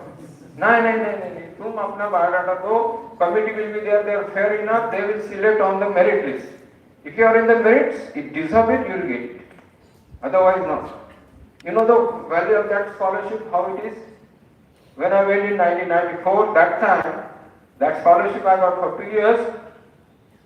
That time the fellowship was costing 1 crore rupees. 1994, 1 crore rupees of fellowship. Plus going back business class, first class to Germany and come back. And all other factors, a lot of things. Try somebody who has to try for the Humboldt Fellowship. It will be more happy if somebody will go from Bajaj College on the Humboldt Fellowship. And now this is another and C pattern. If you see the C pattern, here you will see the NPO is so enlarged here and it is going back. But in a previous slide, NPO is here is small, it is getting higher and then small. But here, you see the NPO so enlarged, it is from the habilina till preoptic races, occupying the full area, from that border to that border. So, this is how it is C pattern. Now, here, for the student, you will get a very simple way how it has the two different patterns I have identified. And this is also I have planned, I have designed how to present, and this is all published. It was accepted in the paper. So now in the Chilencephalon, if you see R pattern, here there is a NPO. This flat dot, these are the neurons, NPO neurons. Now, if you take in the caudal pattern, the region is the same, the level is the same, and there is nothing. There are no neurons in this level. So that means here is the neurons, it is come forward, and here the neurons, they are not available, it has gone back. Now, second, now here the NPO, NPO has two divisions, magnocellular and parvocellular. So the bigger neurons on the top is the magnocellular neurons, and the parvocellular they are smaller. So the nucleus is entirely here in this region. Two divisions are distinct. See? But if you go in the caudal pattern, whether it is a male or female, there is no neurons at all. That means Chilencephalon entirely empty, but Chilencephalon having the neurons in R pattern and not in C pattern. Now if you go to the middle diencephalon, in middle diencephalon, you see that, of course, the number of neurons getting slow, less. This is It is a habinula here and this here. But here, in caudal pattern, you see the neurons of NPO from optic nerve, optic plasma up to habinula, the entire patch is covered by the neurons. Now, here, again the number of neurons getting lesser, and here still you see on the both the sides, the neurons are there. And in the caudal habinula region, this is rostral habinula, middle and caudal habinula, here the neurons are very less, and in this you have still lot of neurons in this caudal habinula region. Now this is in the middle diencephalon, telencephalon, diencephalon, and now I go to the caudal diencephalon. In the caudal diencephalon, see there is nothing in this R pattern, there are no neurons, but in the C pattern there are still neurons in this. Now again I will make it more simpler for you. Now you see this is what I have already shown one by one. I have shown first the slide of telencephalon, then I have shown the slide for diencephalon, and then I have shown the slides of caudal diencephalon. This is R pattern, C pattern. This I have already shown this slide. Now what happens in R pattern? This nucleus is present up to here.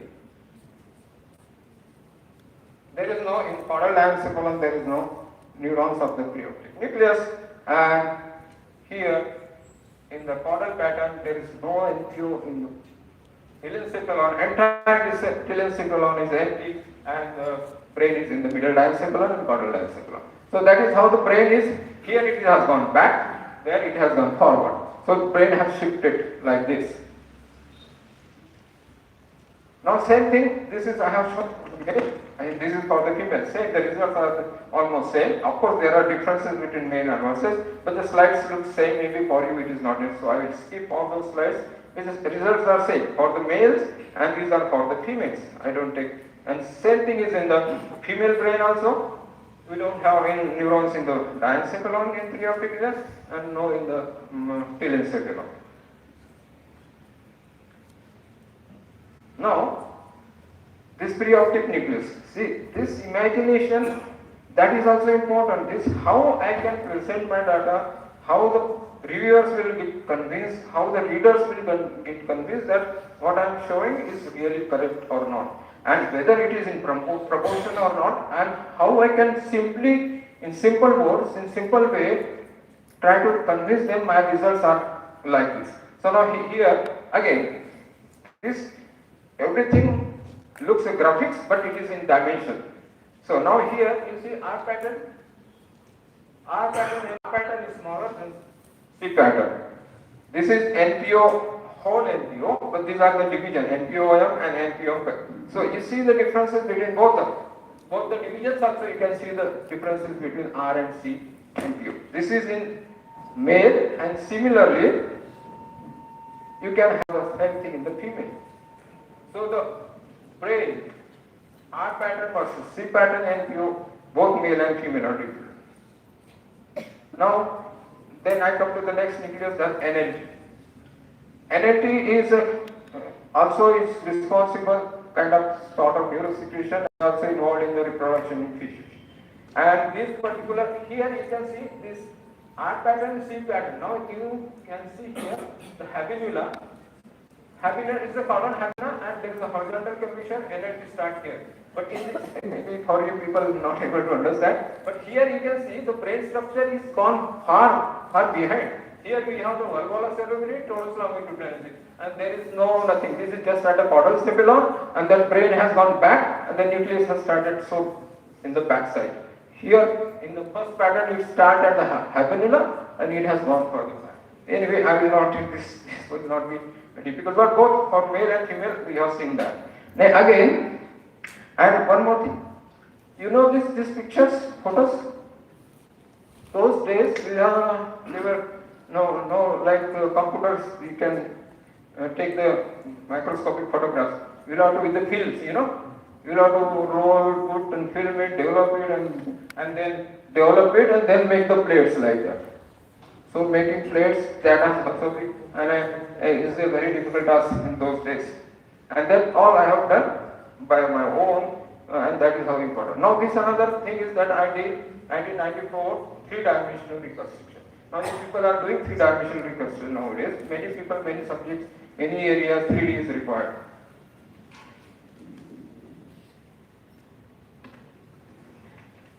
Again, this program, three-dimensional construction was not commercially available in the market that you can buy soft copy software for that and do that. This software was developed a German professor in Munich, and my German professor was knowing each other. My professor asked me that we want to do some three-dimensional reconstruction. Can you use your software? He has given that. They brought everything in and this software was also in German language, and it was so difficult in the sense to do the three-dimensional reconstruction. It was on Macintosh lab software. So Macintosh, I never used the Macintosh. I learned that also Macintosh. And here what happened, you have to, the tablet is there, big. There you have to put the sections, photograph, then you have to draw it, and different organs, different regions, you have to label with the different colors. The colors I have given here. So you have to label with the different colors in that, and then feed one by one like 500,000 sections in that, and then you ask program to assemble the 3D. So that is how it is. A time consuming, but you have to keep the patience. In research, without patience, you can't do the research. So that is how much time it took for me to prepare this. Not only did I have did that, but I have also did the wax modeling on my hand or prepare the wax. In Germany, you can get a different kind of color waxes. My professor, they got a lot of bundles, and he said, Jada, prepare the wax model out. I made the wax model, and that was also resembling to this kind of 3D images. No, this is again all technical data I have. You know the numbers, how we have counted from anterior commissure, this that may not be interesting for you. But this data is required for my publication and papers we have published, and how that even the brain numbers, size, that also varies with male versus female and also within the males. Now this is the NPO neurons in the male and NPO neuron in the, this is the neurosecretory neurons. These neurons secrete hormone. Generally neurons transmit current, impulse, but these neurons secrete hormone. And that hormone, it is called gonadotropin. It goes to the pituitary, asks pituitary to secrete the gonadotropin, and then it goes to the target organ is gonads. So the female neurons are larger than the male. Now this is the summarizing figure of my talk. I just said in the beginning, brain dimorphism, two types of the brain, that is within the male and within the female. Now here, this is also, it took so much of time to design this particular graph for me. Maybe, I don't know, 6 months every day I used to work, some or other thing I used to improve. So it is 5-6 months I took it for preparing this particular graph. Now what I am trying to show here in my result, this is the anterior side of the brain, we call the rostral side, and this is the caudal side of the brain, back side of the brain. Now this is the line in between. It represents R pattern, it represents C pattern. And these structures, they are the ventricles.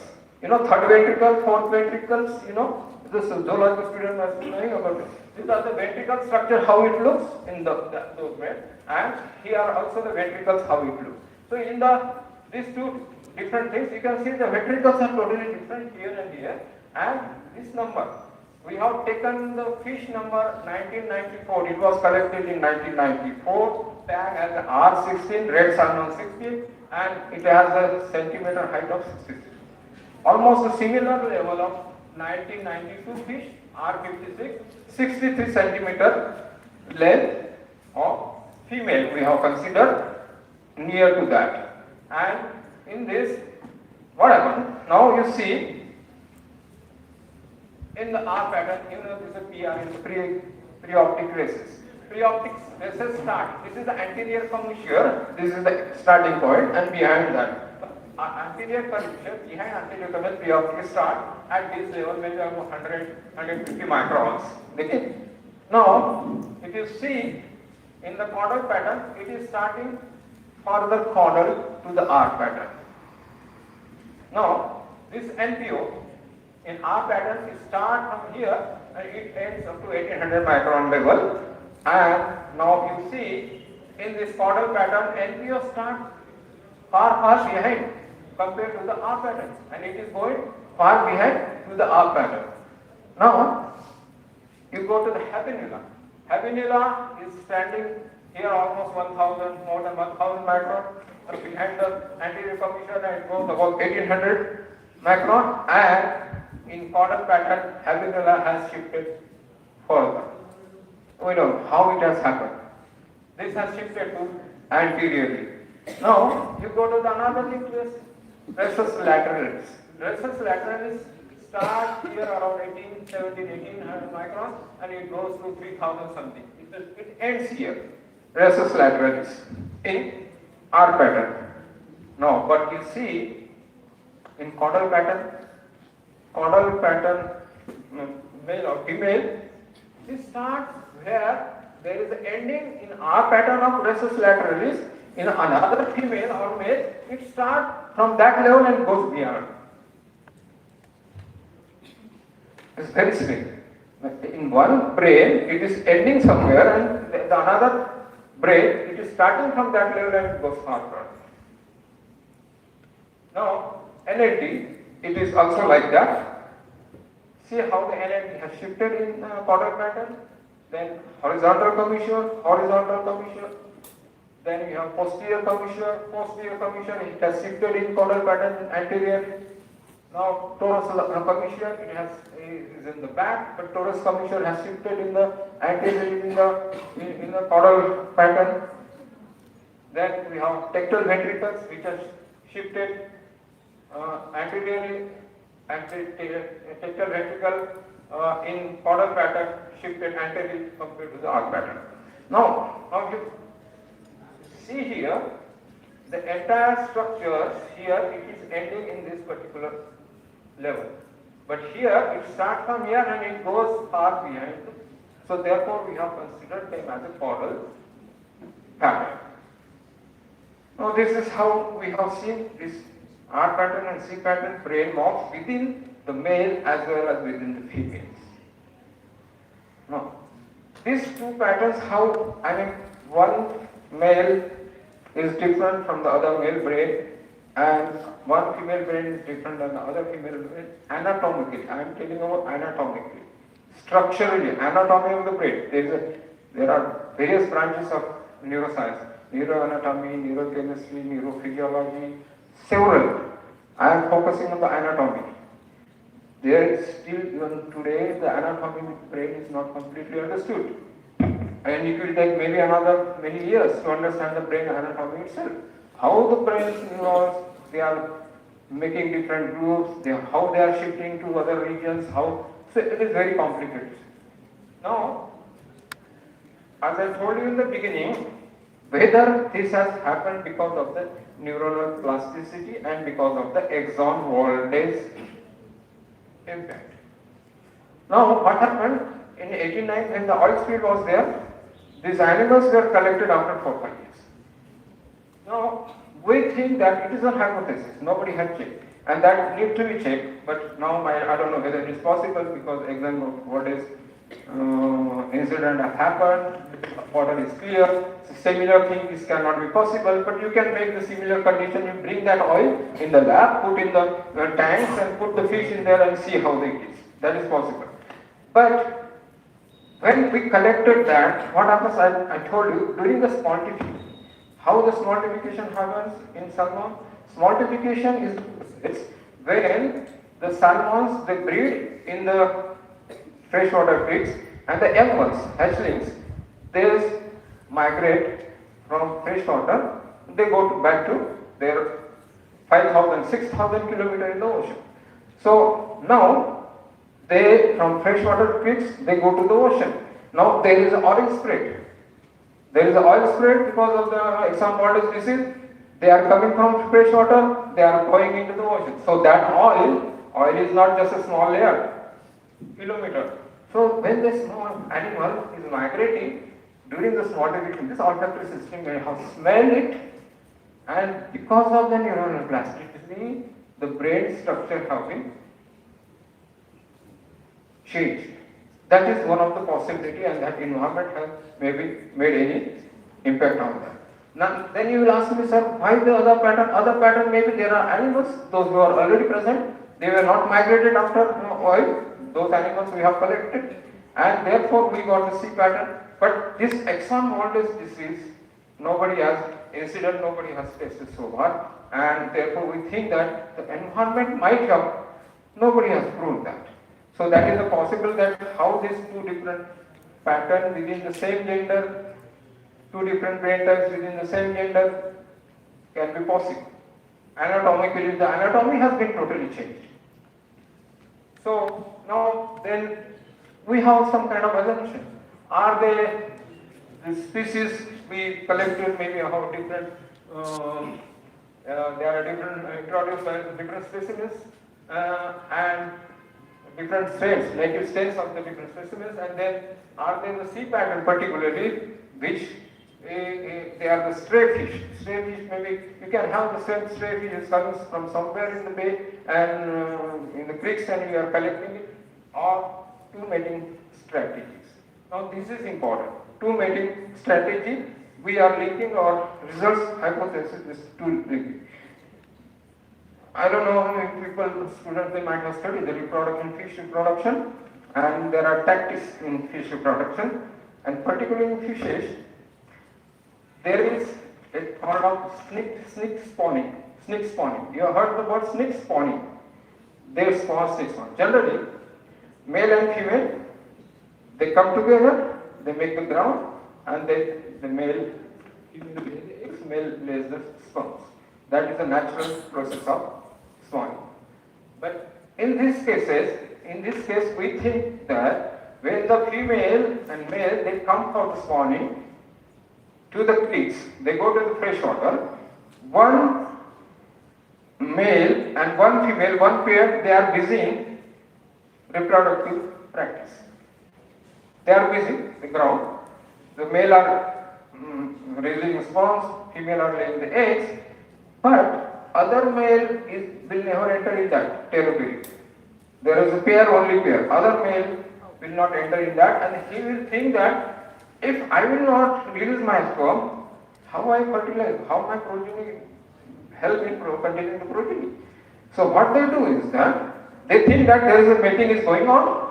These males, maybe in our case, maybe C-type male, they male go upwards, far distance, and then they release the sperms there, thinking that it will come to that ground and then fertilize the egg. That is a snake spawning, and that is known. It is not concept. It is already known. So this, what we are considering, that one pattern, for example, R pattern of male or female, they are busy in normal mating process. But the another pattern of C pattern of animal is going upwards, thinking he has afraid that my sperm, what will happen to my sperm? He will go and release the sperm upstream and it will come. That is what is possible. That is alternative practice. But what about male? It is okay. Male is going there and releasing the eggs. Male has solved this problem. So R pattern male is busy in normal practice. C pattern is snake spawning. But what about the female? R pattern females are busy in laying the eggs. What the another C type of females they are doing? You know the thing that there is a case called parental care. You know parental care. So what happened? After that mating is over, the both male and female they run away. But this another time of the female, they come to that eggs and they take the care of. That is called parental care. They take the care of the eggs. So this is what we think. We have not shown that. Very difficult, because unless and until you have a proof, you cannot. This is all kind of assumption. But our two patterns may be responsible with these two different type of the behavior. Now, I said in the beginning, you can go for the Nobel Prize if these two patterns we have shown in the brain male and female within the same gender, if relates to this to the behavior, if somebody will show that I am giving in writing, he will or she will get a Nobel Prize for that. We continue that work. Unfortunately, I am unlucky. My professor died because it's a heavy work. We need a lot of money. We have to go to Alaska. We started taking the video camera, video shooting, collecting the same species from there. We started that. We did. A lot of videos brought in the lab. But finally, he died, so we stopped that. Otherwise, I'm telling you, this is kind of a new discovery. And so far, nobody has shown in any kind of animal so far. One more thing is that why it is maybe we think that this has happened only in the salmon. Maybe possible because salmon is the only fish. It breeds once in a lifetime. There is no interference of reproductive cycle. In other animals, we have reproductive cycle after 6 months, 1 year, some animal 1 month. So that may interfere. But here it is not. One animal has come, spawned, died. So the chances of having such patterns is very, very high in this particular species. Yes, that is what the conclusion as I said. This time is over. Almost finished. 1 minute. I just will take 2 minutes.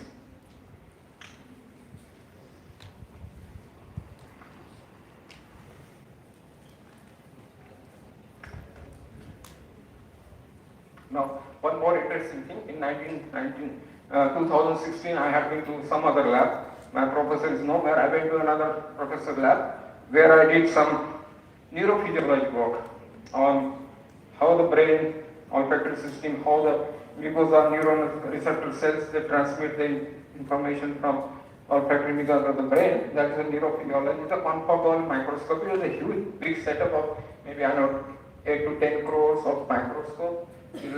There I worked for that. I did a lot of work on that. Finally, I could not publish any research work on that. But that time, what happened, I went to the library there in physiology department and I saw this nature paper.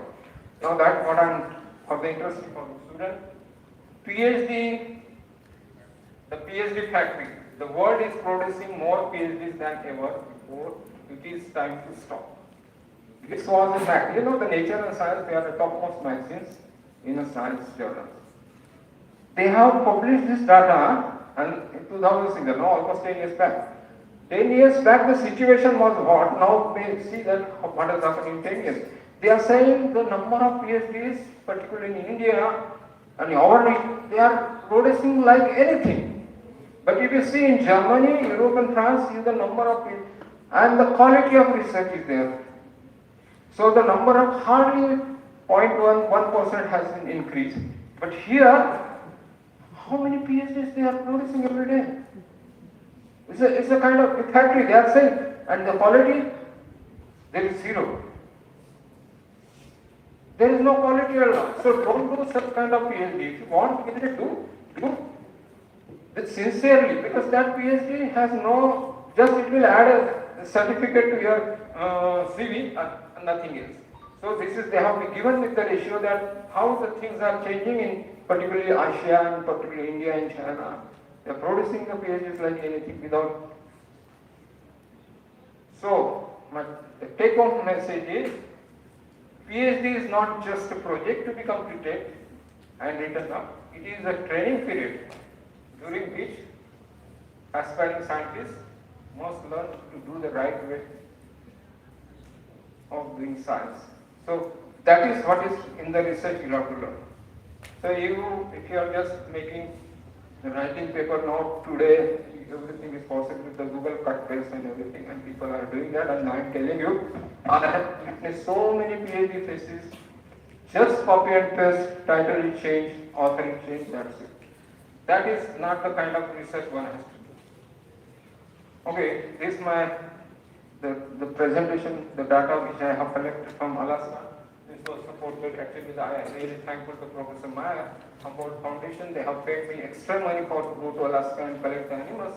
And then also the Alaska department will not take the permission to collect the salmon. You cannot collect that. They given that permission. And the technical assistant Sabina Smith, she was also helping a lot during that time. Now here is my lab where I was in Pune. Mr. Shankar, this was, your sir is here, and Mr. Nikhil, they are my both PhD students. They are working in Pune, in my lab. They are one German scientist, my friend. He came to my lab. I worked in his lab, something on gene therapy. He was working on virology, his institute virology. So he asked me also to come do some work on virology. We can also do something on gene therapy. We initiated a project. It was a big European Union big project. One of the major scientists, he was involved in that. I was one of the partners in that. But unfortunately, I don't know, I'm unlucky. That fellow was dying in an accident. Project collapsed. No one can do that because he was the. So this is one. He has again Shankar Biswas and Nikhil Pandey. He is this lady. He is a Italian scientist. She came to my lab. This is in a Nagpur University lab. She is a such young scientist. At the age of 26 or 27, she got the Alexander von Humboldt Fellowship. 27-year-old. I got Humboldt Fellowship. Maybe I was at around 32 years. She got 27 years. See how much work maybe she has done to get the Humboldt Fellowship by the age of 27. At the age of 27 to get is impossible. Now I am telling you why Humboldt, I am not saying that I am great, but Humboldt Fellowship is one of the Nobel Fellowship in the world. Humboldt Fellowship, what the Humboldt Foundation they do that, they have more than 600, now it is 700 fellowship they give worldwide. All countries, maybe 200 countries in the world or 100, at least 160, 170 countries they participate in that all subject. Even Sanskrit people can also ask for the Humboldt Fellowship. They have the Sanskrit linguistic departments also. So chemistry, physics, mathematics, medical science, all kind of people they can apply for that. And you see the competition how high it is. 600 fellowship or 700 fellowship, whole world, all institutions, all subjects. And a person like zoology from Nagpur University apply, if you get Humboldt Fellowship, it's a great thing at least. It's not so simple, it's not so easy to get. And as I told you that that time it was 1 crore rupees, and they treat you like, and there are so much of German scientists, after Second World War, Germany and Japan, they were destroyed countries. But now their technology is the topmost in the world, Germany and Japan. This is how the Germans they work. Japan, I went to one Japanese professor, I was having a collaboration on crop rate. I went to, they don't sleep in the night. German professor, they sleep in the lab itself. They don't go home. How dedicated they are, that's why they are progressing, they are doing the technology. In our country, I don't think so when that day will come. But someday it will come, the people will sleep in the lab. Now, one more my student, these two students, and one more. I have not produced many PhDs. I have produced only 5 because most of the time I spent in Germany. I came back here. I got late in science and academics and position. So I got a chance to produce only 5 PhDs. Nothing doesn't matter. Making more PhDs is not important. I produced 5, but what? So 5 PhDs is sufficient for me. And in that 5, and as a teacher, everybody knows his or her students how they good are, who is best, who is. Don't take it otherwise. Nikhil, don't take it otherwise. Every teacher knows. He also knows who is the best teacher. So, out of 5 teachers, I will rank him the first one. You know that he is an alumni of his department, this college, Bajaj College, Rahul Goyal. He has done PhD under my guidance, and he was giving a talk when I organized a conference in 2020 in Nagpur in Humboldt. This was Humboldt by Humboldt. It was supported by the Humboldt Foundation. He was giving a talk. Why I am saying this? Why I have not seen a boy like him. Tremendous singer. Day and night he works in the lab. I got a DBT project, 50 lakhs. I was afraid how I am going to complete that project. Nikhil and they were supposed to finish their PhD.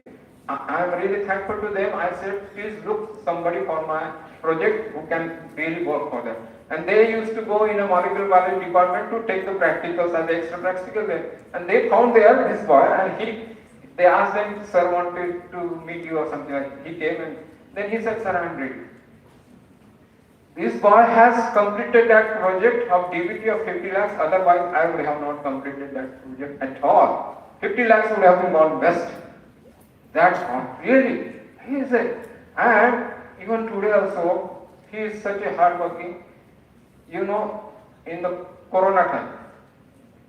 This boy, I don't know how much government of India has given money. He was in ITIB in New Delhi, CSIR lab. In Corona time, this boy has utilized 60 crores government of India fund for the identification of genomic genes in this patient, Corona patient. 60 crores rupees he has utilized, government of India has given, and they have sequenced the genome for all these Corona patients. 1000 ND gene, there is a paper on that he has published. I am also author, he has given me authorship, I am not that, but anyway he has given his courtesy that he has given me author in that paper. So 1000 Indian, to complete the genomic sequence of 1000 people is not good. So it is how, it's very hardworking, and I am sure this boy will go far, far ahead. He will achieve a great position in life, and I wish him all the success. And the thing, this fellow right now, he has left the CSR lab. He is working in a Carcinogen healthcare, is a cancer institute, a research institute. Right? He has having a huge salary wise, maybe I don't know 80 lakhs or 90 lakhs per annum. He has a package. Money is not a problem. He is not worried about the money. He is worried about the work. And that is what one has to have in life. That kind of thinking of working that can make you successful. The life will be successful. I was expecting both the students, Nikhil and Bharat, but anyway, everybody has a different life. Everybody cannot have the same thing. I was unhappy in the sense, I am happy and unhappy both the things. I am unhappy in the sense I wanted them to go to a, like universities, Day-2 or good universities or in good institute do research. But anyway, but finally, the destiny, nobody knows. In destiny, everybody has fixed destiny. You cannot change it. I got a second life, it was fixed in my life, therefore I am here. Otherwise, I would have not been here. Vishwas would have missed the chance to invite me. I should actually would have died. So, this is how the destiny it is. But this is the alumni. Maybe if he comes here, with, sir, please, you'll have to really, he is a very good boy. Not because of my student, but world knows about him. Now, this is this slide I end. And the thing is that I am showing this background picture. That is, I have not taken anything from Google or something. That I have photographed. This is the picture I have taken glacier in Alaska with my camera. That is my picture. It is not from the. So with this, I thank you very much for your. If you have any questions, I can answer. Due to time constraints, we'll take only 2 questions. You can ask questions to sir. Too long? Questions, or otherwise we can ask any questions to sir after You can ask during the day also. Already 17 minutes late? Oh, I'm sorry. Do you have any questions? Any questions? Okay, so on behalf of I think that they don't have the questions or they have not understood my talk.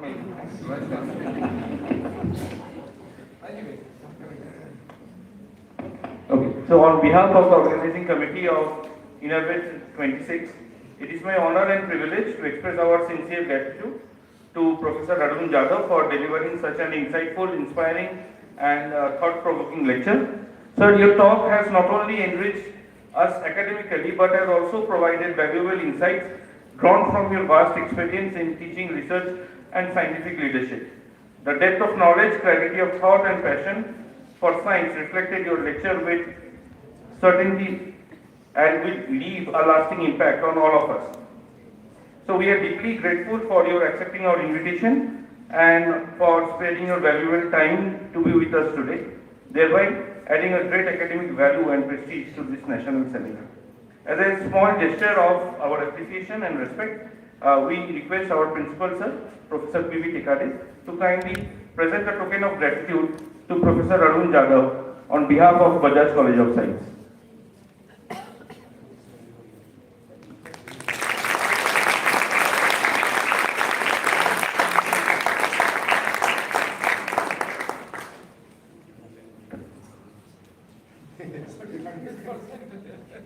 Thank you, sir.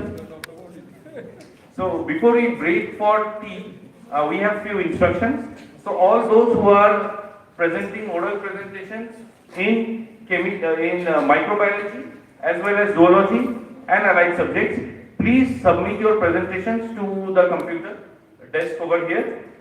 Those who are participating for the offline poster competitions are requested to be present at the poster venue after the tea break. So those who are present over here for the offline oral presentations, yes.